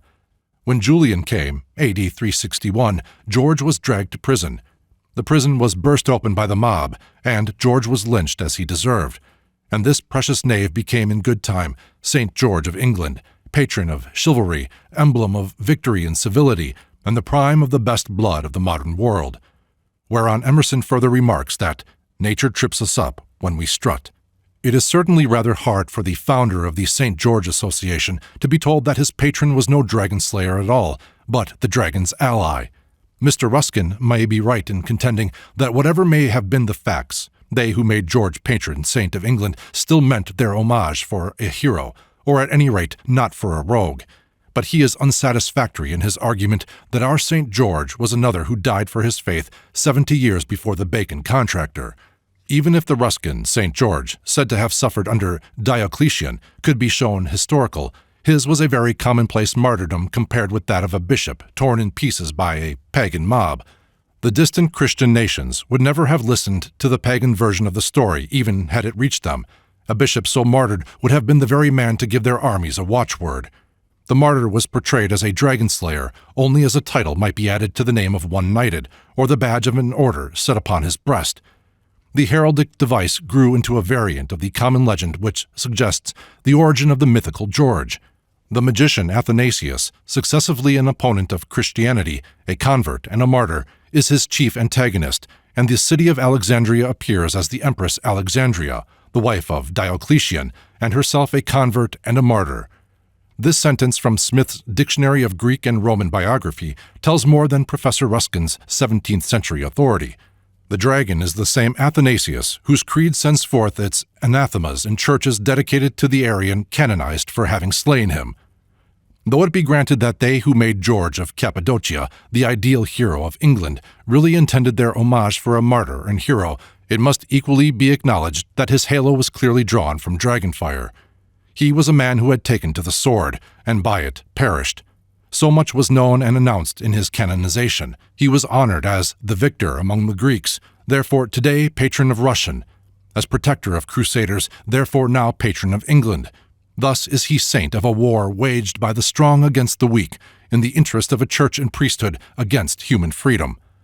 Therefore, George was taking the side of the dragon against Christ, restoring the priestly power he had assailed, and delivering up his brave brothers in all history to be nailed to Christianity as a cross. Let George remain. Whether naming fashionable temples or engraved on gold coins, the fictitious dragon slayer will remain the right saint in the right place, so long as the real dragon slayer is made to name every power he hated, and to consecrate every lie in whose mouth he darted his spear. Chapter 11. The Dragon's Breath. Asura has already been mentioned as the most ancient Aryan name for deity. The meaning of it is the breather. It has also been remarked that in the course of time, the word came to signify both the good and the evil spirit. What this evil breath meant in nature is told in Leonardo da Vinci's picture of the expiring Medusa, referred to on page 386, from whose breath noxious creatures are produced. It may have been that the artist meant only to interpret the Gorgon as a personification of the malarious vapors of nature and their organic kindred. If so, he painted better than he knew, and has suggested that fatal vitality of the evil power which raised it to its throne as a principle co-eternal with good. The phenomena of recurrence in things evil made for man the mystery of iniquity. The darkness may be dispersed, but it returns. The storm may clear away, but it gathers rain. Inundations, sickly seasons, dog days, cane winds, they go and return. The cancer is cut out and grows again. The tyrant may be slain. Tyranny survives. The serpent slipping from one skin to another coils steadily into the symbol of endlessness. In another expression, it is the poisonous breath of the dragon. It is this breath that cannot be killed. The special incarnations of it, any temporary brood of it, may be destroyed, but the principle in nature which produces them cannot be exterminated. Dragon fables have this undertone to their brave strain. In the Rig Veda, verse 32, it is said that when Indra slew Ahi, another more powerful was generated. Isaiah 14:29 cries, "Rejoice not thou, whole Palestina, because the rod of him that smote thee is broken. For out of the serpent's root shall come forth a cockatrice, and his fruit shall be a fiery flying serpent." Heracles struggles with the giant robber, Antaeus, only to find the demon's strength restored by contact with the earth. He kills one head of the Hydra, only to see two grow in its place, and even when he has managed to burn away these, the central head is found to be immortal, and he can only hide it under a rock. That one is the self-multiplying principle of evil. The vast brood of Echidna in mythology expresses the brood of evil in nature. Echidna, daughter of Ge and Tartarus, earth and hell, phonetic reappearance of Ahi, is half serpent, half woman, with black eyes, fearful and bloodthirsty. She becomes the mother of fire-breathing Typhon, buried beneath the earth by Jove's lightning when he aspired to scale Olympus. Of the dragon that guarded the Hesperian garden, of the Sphinx which puzzled and devoured, of three-headed Cerberus, of the eagle that preyed on rock-bound Prometheus, of the Nemean lion which Heracles slew, of Chimera, and of Scylla, the monster whom Homer describes sitting between two large rocks waylaying mariners on the way from Italy to Sicily, possessing 12 feet, 6 long necks and mouths, each with 3 rows of rushing teeth. The dragon that Cadmus slew also had terrible teeth, and it will be remembered that when these teeth were sown, they sprang up as armed men. Like them, the ancient dragon myths were also sown, broadcast in the mental and moral fields, cleared and plowed by a new theology, and they sprang up as dogmas more hard and cruel than the ferocious forces of nature which gave birth to their ancestral monsters. What the superstitious method of interpreting nature, forced as it is to personify its painful as well as its pleasant phenomena, inevitably results in, finds illustration in, the two great lines of tradition, the Aryan and the Semitic, which have converged to form the Christian mythology. The Hebrew personification, Jehovah, originating in a rude period, became invested with many savage and immoral traditions. But when his worshippers had reached a higher moral culture, national sentiment had become too deeply involved with the sovereign majesty of their deity for his alleged actions to be criticized, or his absolute supremacy and omnipotence to be questioned, even to save his moral character. Thus the rabbins appeared to have been at their wits' end to account for the existence of the two great monsters which had gotten to their sacred records, from an early mythology, Behemoth and Leviathan. Unwilling to admit that Jehovah had created foes to his own kingdom, or that creatures which had become foes to it were beyond his power to control, they worked out a theory that Behemoth and Leviathan were made and preserved by special order of Jehovah to execute his decrees at the messianic day of judgment. They probably corresponded at an earlier period with the griffin, or grabber, and the serpent which bit, guardians at the gate of paradise. But the need of such guards, biters, and spies by the all-powerful, all-seeing Shaddai having been recognized, the monsters had to be rationalized into accord with his character as a retributive ruler. Hence, Behemoth and Leviathan are represented as being fattened with the wicked, who die in order to be the food of the righteous during the unsettled times that follow the revelation of the Messiah. Behemoth is Jehovah's cattle on 1,000 hills.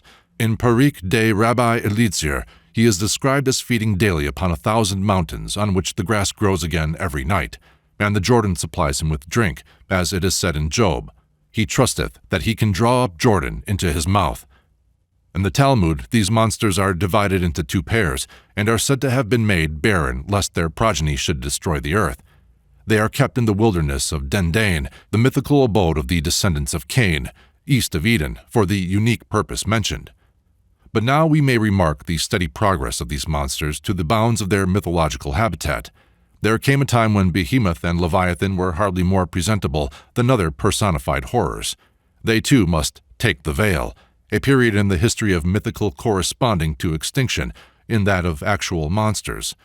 The following passage in the Book of Enoch is believed by Professor Drummond to be a later insertion, probably from the Book of Noah, and as early as the middle of the 1st century.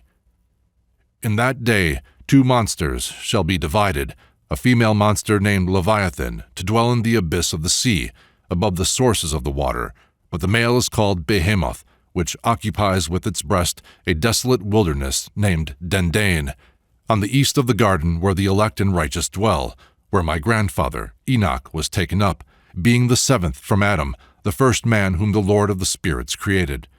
And I asked that other angel to show me the might of these monsters, how they were separated in one day, and one was set in the depth of the sea, the other on the firm land of the wilderness.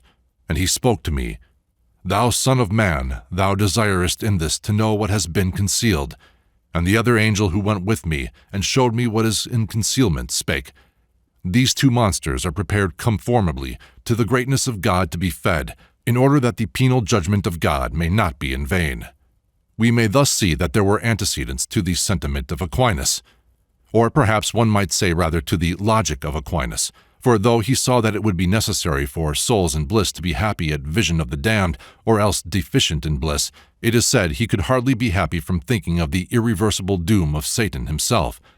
It would appear that only the followers of Genovan, who anticipated his god's hell for Servetus, managed to adapt their hearts to such logic, and glory in the endless tortures of their fellow creatures. An eloquent minister in New York, Octavius B. Frothingham, being requested to write out his views on the question of everlasting damnation, began with the remark that he felt somewhat as a sportsman suddenly called upon to hunt the iguanodon. Really, it is Behemoth and Leviathan he was called to deal with.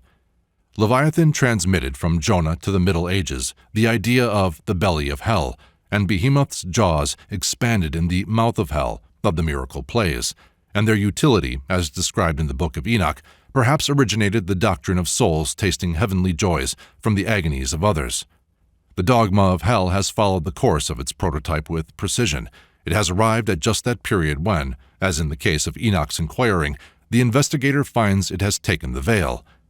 Theologians shake their head, call it a terrible question, write about free will and sin, but only a few of the fatuous sort confess belief in the old-fashioned hell where the worm dieth not and the fire is not quenched. Let us now take under consideration the outcome of the Aryan dragon, which has traveled far to meet Behemoth in the west, and it is probable that we could not, with much seeking, find an example so pregnant with instruction for our present inquiry as our little Durham folktale of the Lambton worm.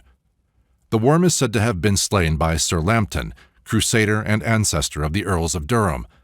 This young Lambton was a wild fellow. He was fond of fishing in the River Wear, which runs near Durham Castle, and he had an especial taste for fishing there on Sunday mornings.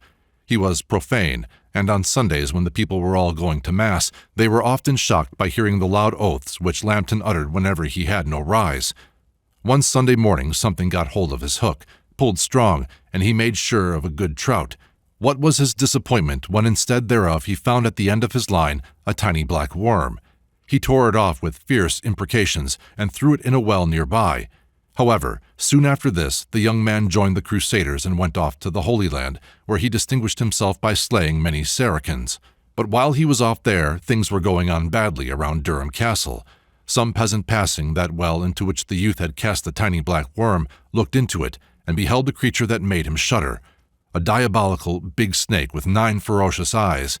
A little time only had elapsed before this creature had grown too large for the well to hold it, and it came out and crawled on, making a path of desolation, breakfasting on a village, until it came to a small hill.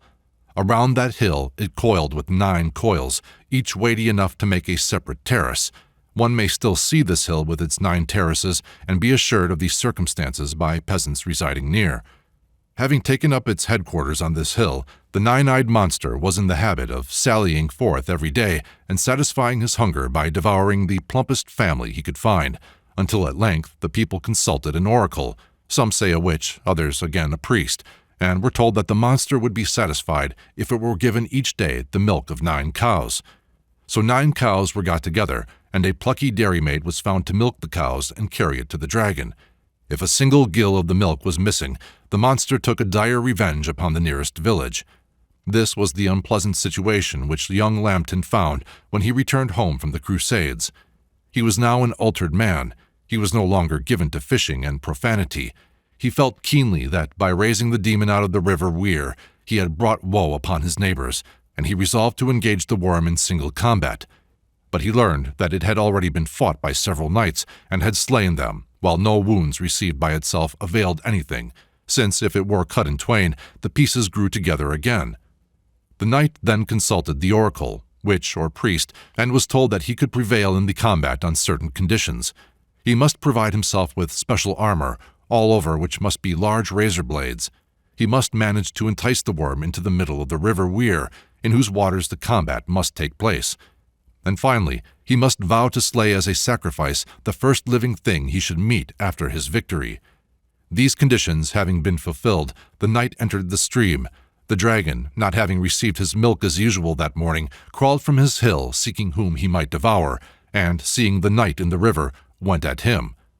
Quickly he coiled around the armor, but its big razors cut him into many sections, and these sections could not piece themselves together again because the current of the river washed them swiftly away. Now, observe how this dragon was pieced together mythologically. He is a storm cloud. He begins smaller than a man's hand and swells to huge dimensions. That characteristic of the howling storm was represented in the howling wolf Fenris of Norse mythology, who was a little pet, a sort of lapdog for the gods at first, but when full grown, broke the chains that tied him to mountains, and was only fettered at last by the thread finer than cobweb, which was really the sunbeam conquering winter. Then, when this worm was cut in 2, the parts came together again. This feature of recurrence is especially characteristic of hydras. In the Egyptian tale of Setnau, Ptah Neferka saw the river snake twice resume its form after he had killed it with his sword. He succeeded the 3rd time by placing sand between the 2 parts, and what returning floods taught the ancient scribe remained to characterize the dragon encountered by Guy of Warwick, which recovered from every wound by dipping its tail in the well it had guarded. The Lernean hydra had 9 heads, the Lambton worm 9 eyes and 9 folds, and drank 9 cow's milk. His fondness for the milk of cows connects him straightly with the dragon Vritra, whom Indra slew because he stole Indra's cows, that is, the good clouds, whose milk is gentle rain and do no harm, and shut them up in a cavern to enjoy their milk himself.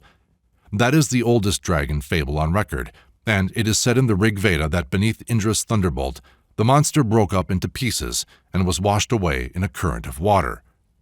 Finally, in being destroyed at last by razor blades, the dragon is connected with that slain by Ragnar, in whose armor the sun darts of Apollo had turned to icicles. In the death song of Ragnar Lodbrok, preserved by Olaus Wormius, it is said that King Ella of Northumberland, having captured that terror of the north, 8th century, ordered him to be thrown into a pit of serpents. His surname, Lodbrok, or Hair Breeches, had been given because of his method of slaying a worm which devastated Gothland, whose king had promised his daughter to the man who should slay the same. Ragnar dressed himself in hairy skins and threw water over the hair, which, freezing, encased him in an armor of ice. The worm, unable to bite through this, was impaled by Ragnar. Another version is that Ragnar killed 2 serpents, which the king of Gothland had set to guard his daughter, but which had grown to such size that they terrified the country. It may be observed that the Lambton story Christianizes the Ragnar legend, showing that to be done in atonement for sin which in the other was done for love.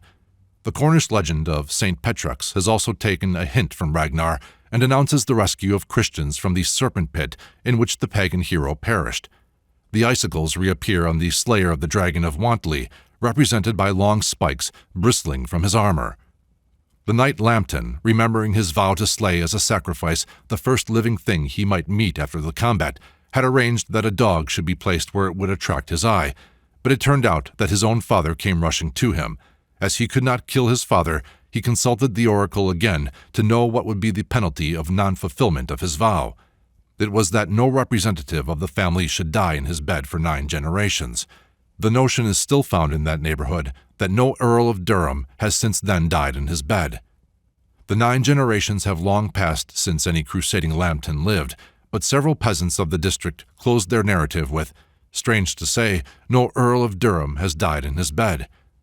At the castle, I talked with a servant on the estate while looking at the old statues of the knight, worm, and dairymaid, all kept there, and he told me he had heard that the late Earl, as death drew nigh, asked to sit up, insisted, and died in a chair. If there be any truth in this, it would show that the family itself has some morbid feeling about the legend which has been so long told them with pride. The old well from which the little worm emerged a monster is now much overgrown, but I was told that it was for a long time a wishing well, and the pins cast in by rustics may still be seen at the bottom of it. Pins are the last offerings at the worm's well, wishes its last prayers, but where go now the coins and the prayers? To propitiate a power and commute a doom resting upon much the same principles as those represented in the Lambton legend. A community desolated because one man is sinful miniatures a world's doom for Adam's sin. The demand of a human sacrifice is more clear in the Sockburn story, where Conyers offered up his only son to the Holy Ghost in the parish church before engaging the dragon, that being a condition of success prescribed by the oracle or sibyl. This claim of the infernal powers represented by the worm, many-eyed, all-seeing, cannot be set aside. Lambton's filial love may resist it only to have it pass as the hereditary doom of his family, representing an imputed sin. For I, the Lord thy God, am a jealous God, and visit the sins of the fathers on the children unto the 3rd and 4th generation. There are processes of this kind in nature, hereditary evils, transmitted diseases and disgraces, and afflictions of many through the offenses of one. But a fearful nemesis follows the deification and adoration of them. "How can I be happy in heaven," said a tender-hearted lady to her clerical adviser, "when I must see others in hell? You will be made to see that it is all for the best. If I am to be made so heartless, I prefer to go to hell." This genuine conversation reports the doom of all deities whose extension is in dragons. Hell implies a dragon as its representative and ruler. Theology may induce the abject and cowardly to subject their human hearts to the process of induration required for loyalty to such powers, but in the end it makes atheism the only salvation of brave, pure, and loving natures. The dragon's breath has clouded the ancient heavens and blighted the old gods, but the starry ideals they pursue in vain. Behemoth has supplied sirloins to many priesthoods for a long time, but he has at last become too tough even for their teeth, and they feed him less carefully every year. Nay, he is encountered now and then by his professional feeders, and has found even in Westminster Abbey his Guy of Warwick. Nor could this desperate champion daunt a dun cow bigger than elephant, but he, to prove his courage sterling, cut from her enormous side a sirloin. The worms, whether Semitic Leviathan or Aryan dragon, are nearly fossilized as to their ancient form. The sacrifice of Jephthah's daughter to the one and of young Conyers to the other found commutation in the case of man's rescue from Satan by Christ's descent to Hades, and in the substitution of 9 uneasy deaths for the demanded parricide in the Lambton case. And the most direct survival of these may be found in any country lad trying to cure his warts by providing a weed for them to adhere to. Their end in art was in such forms as this starveling creature of Callot's figure 32, whose thin, spectacled rider, tilting at St. Anthony, denotes as well the doom of all powers, however lofty, whose majesty requires tali auxilio et istis defensoribus. The dragon passes and leaves a roar of laughter behind him, in which even St. Anthony could now join. But Leviathan and Lambton Worm have combined and merged their life in a dogma. It is a dogma as remorseless and voracious as its prototype, and requires to be fed with all the milk of human kindness, or it at once begins to gnaw the foundations of Christendom itself. Christianity rests upon the past work of the worm in paradise, and its present work in hell. It makes no real difference whether man's belief in a universe enmeshed in serpent coils be expressed in the Hindu's cowering adoration of the venomous potentate, or the Christian's imprecation upon it. Fundamentally, it is serpent worship in each case. Vishnu reposes on his celestial serpent. The god of dogma maintains his government by support of the infernal serpent. Fear beheld him appearing in Durham to vindicate the Mass and the Sabbath, but the same fear still sees him in the fiery world, punishing Sabbath breakers and blasphemers against his Creator and Chief. That fear built every cathedral in Christendom, and they must crumble with the phantasm evoked for their creation. The serpent in itself is a perfect type of all evil in nature. It is irreconcilable with the reign of a perfectly good and omnipotent man over the universe. No amount of casuistry can explain its coexistence with anthropomorphic love and wisdom, as all acknowledge when a parallel casuistry attempts to defend any other god than their own from deeds that are humanly considered evil. It is just as easy to defend the jealousy and cruelty of Jove on the ground that his ways are not as our ways, as it is to defend similar tempers in Jehovah. The monster sent by one to devour Prometheus is ethically a twin with the snake created by the other to bite the heel of man. Man is saved from the superstitious evolution of the venomous serpent into a dragon by recognizing its real evolution, as seen by the eye of science. Science alone can tell the true story of the serpent and justify its place in nature. It forbids man his superstitious method of making a god in his own image, and his egotistic method of judging nature according to his private likes and dislikes, his convenience or inconvenience. Taught by science, man may, with a freedom the barbarian cannot feel, exterminate the serpent. With a freedom the Christian cannot know, he may see in that reptile the perfection of that economy in nature which has ever defended the advancing forms of life. It judges the good and evil of every form with reference to its adaptation to its own purposes. Thus, science alone wields the spear of ethereal, and beneath its touch, every dragon shrinks instantly to its little shape and nature to be dealt with according to what it is. Chapter 12. Fate. Gustave Doré has painted a picture of love and fate, in which the terrible hag is portrayed towering above the tender Eros, and while the latter is extending the thread as far as he can, the wrinkled hands of destiny are the boundaries of his power, and the fatal shears close upon the joy he has stretched to its inevitable limit. To the ancient mind, these two forms made the two great realms of the universe, their powers meeting in the fruit with a worm at its core, in seeds of death germinating amid the play of life, in all the limitations of man. They are projected in myths of Elysium and Hades, Eden and the serpent, heaven and hell, and their manifold variants. Perhaps there is no one line of mythological development which more clearly and impressively illustrates the force under which grew the idea of an evil principle than the changes which the personification of fate underwent in Greece and Rome. The Moira, or fate with Homer, is only a secondary cause, if that, and simply carries out the decrees of her father, Zeus.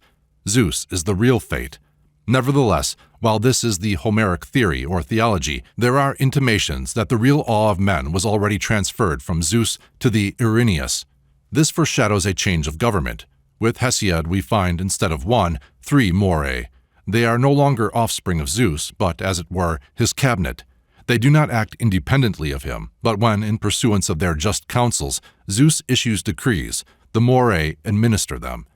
Next we find the Moirae of Hesiod developed by other writers into final recorders.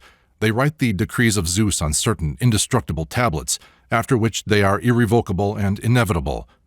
With Aeschylus, we find the Moirae developed into independent and supreme powers, above Zeus himself.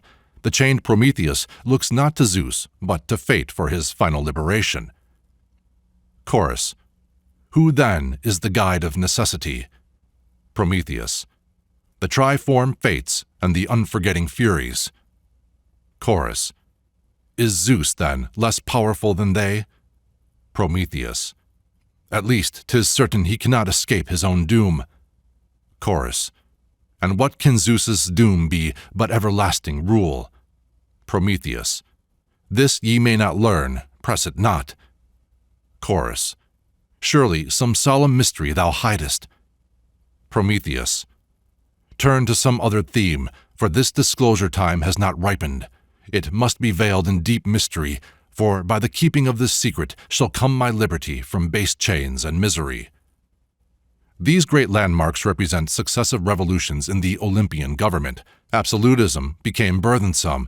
As irresponsible monarch, Zeus became responsible for the woes of the world, and his priests were satisfied to have an increasing share of that responsibility allotted to his counselors, until finally the whole of it is transferred. From that time, the countenance of Zeus, or Jupiter, shines out unclouded by responsibility for human misfortunes and earthly evils. And, on the other hand, the once beautiful fates are proportionately blackened, and they become hideous hags, the aged and lame crones of popular belief in Greece and Rome, every line of whose ugliness would have disfigured the face of Zeus had he not been subordinated to them. Moira means share, and originally perhaps meant simply the power that meted out to each his share of life, and of the pains and pleasures woven in it, till the term be reached.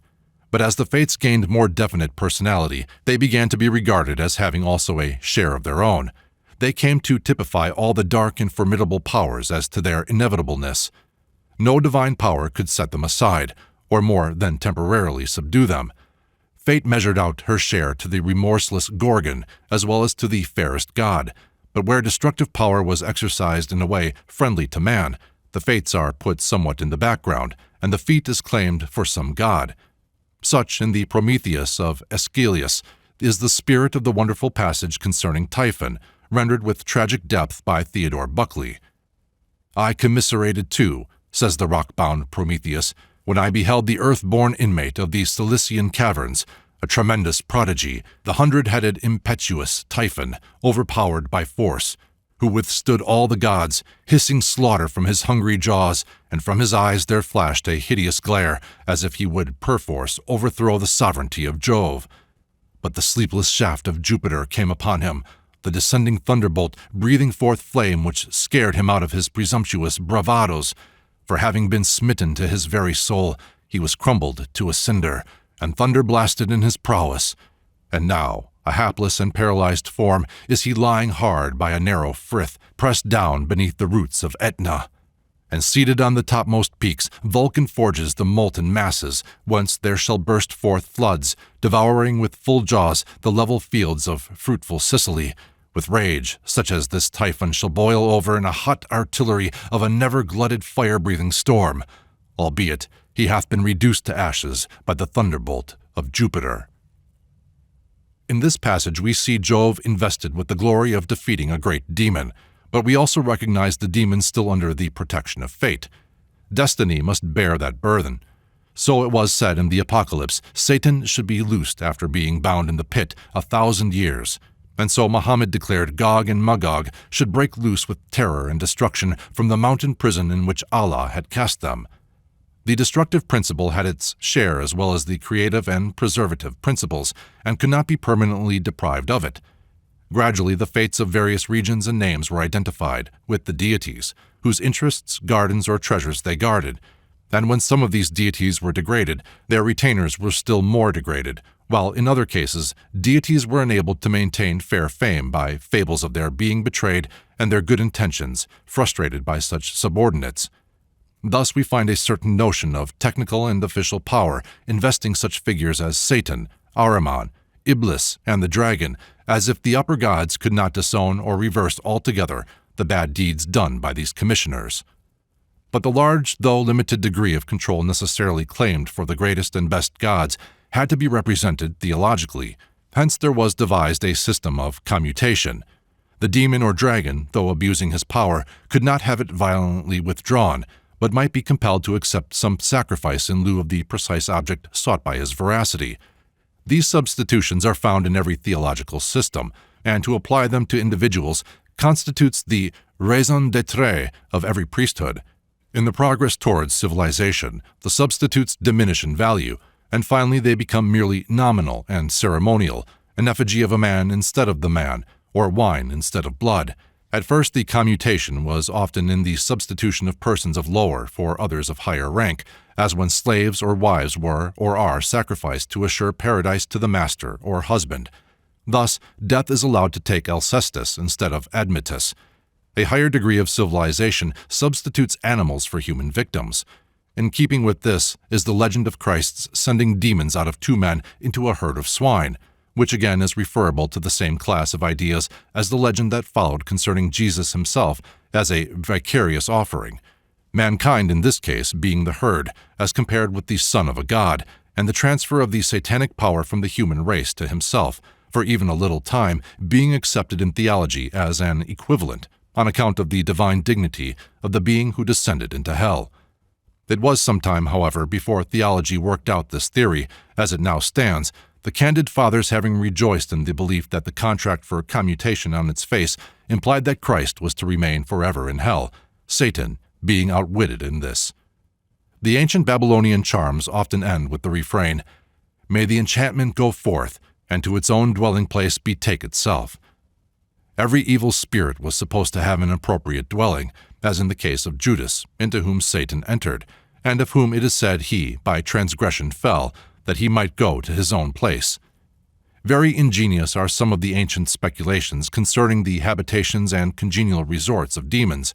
In some regions, the color of a disease on the skin is supposed to indicate the tastes of the demons causing it, and the spells of exorcism, and by assigning him to something of the same hue.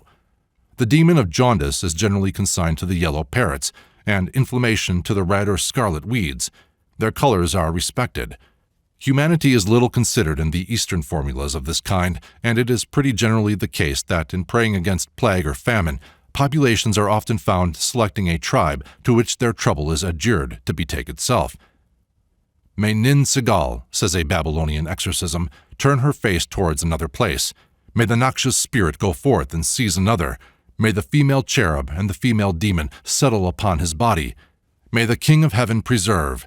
May the King of Earth preserve."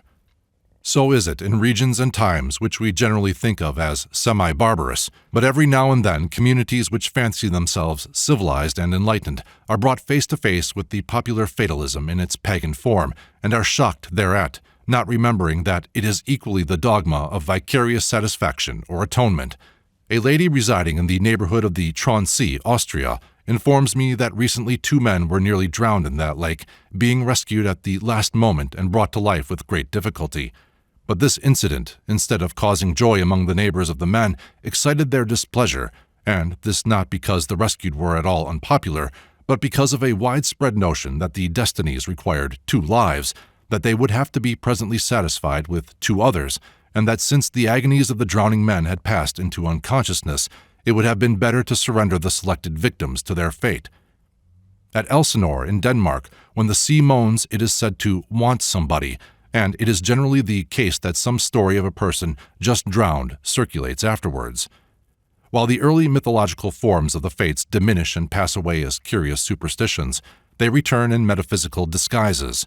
They gather their kindred in primitive sciences and cosmogonies, and finding their old home swept free of pagan demons and garnished with philosophic phrases, they enter as grave theories. But their subtlety and their sting is with them, and the last state of the house they occupy is worse than the first. Yes, worse, for all that man ever won of courage or moral freedom by conquering his dragons in detail, he surrenders again to the phantom forces they typified when he gives up his mind to belief in a power not himself that makes for evil. The terrible conclusion that evil is a positive and imperishable principle in the universe carries in it the poisonous breath of every dragon. It lurks in all theology which represents the universe as an arena of struggle between good and evil principles, and human life as a war of the soul against the flesh. It animates all the pious horrors which identify materialism with wickedness. It nestles in the mind which imagines a personal deity opposed by any part of nature. It coils around every heart which adores absolute sovereign will, however apotheosized. All of these notions, most of all belief in a supreme arbitrary will, are modern disguises of fate. and belief in fate is the one thing fatal to human culture and energy. The notion of fate, fatum, the word spoken, carries in it the conception of arbitrariness in the universe, of power deliberately exerted without necessary reference to the nature of things, and it is precisely opposed to that idea of necessity taught by science, which is another name for the supremacy of law. Happily, the notion of a universe held at the mercy of a personal decree is suicidal in a world full of sorrows and agonies, which, on such a theory, can only be traced to some individual caprice or malevolence. However long abject fear may silence the lips of the suffering, rebellion is in their hearts. Every blow inflicted, directly or permissively, by mere will, however omnipotent, every agony that is consciously detached from universal organic necessity, in order that it may be called providential, can arouse no natural feeling in man nobler than indignation, the feeling of a suitor in a court of law, who knows that the adverse judgment that ruins him has no root in the facts or the law, but proceeds from the prejudice or whim of the judge, can be nowise different from that of a mother who sees her son stricken down by death, and hears at his grave that he was consumed by the wrath of a God who might have yielded to her prayer, but refused it.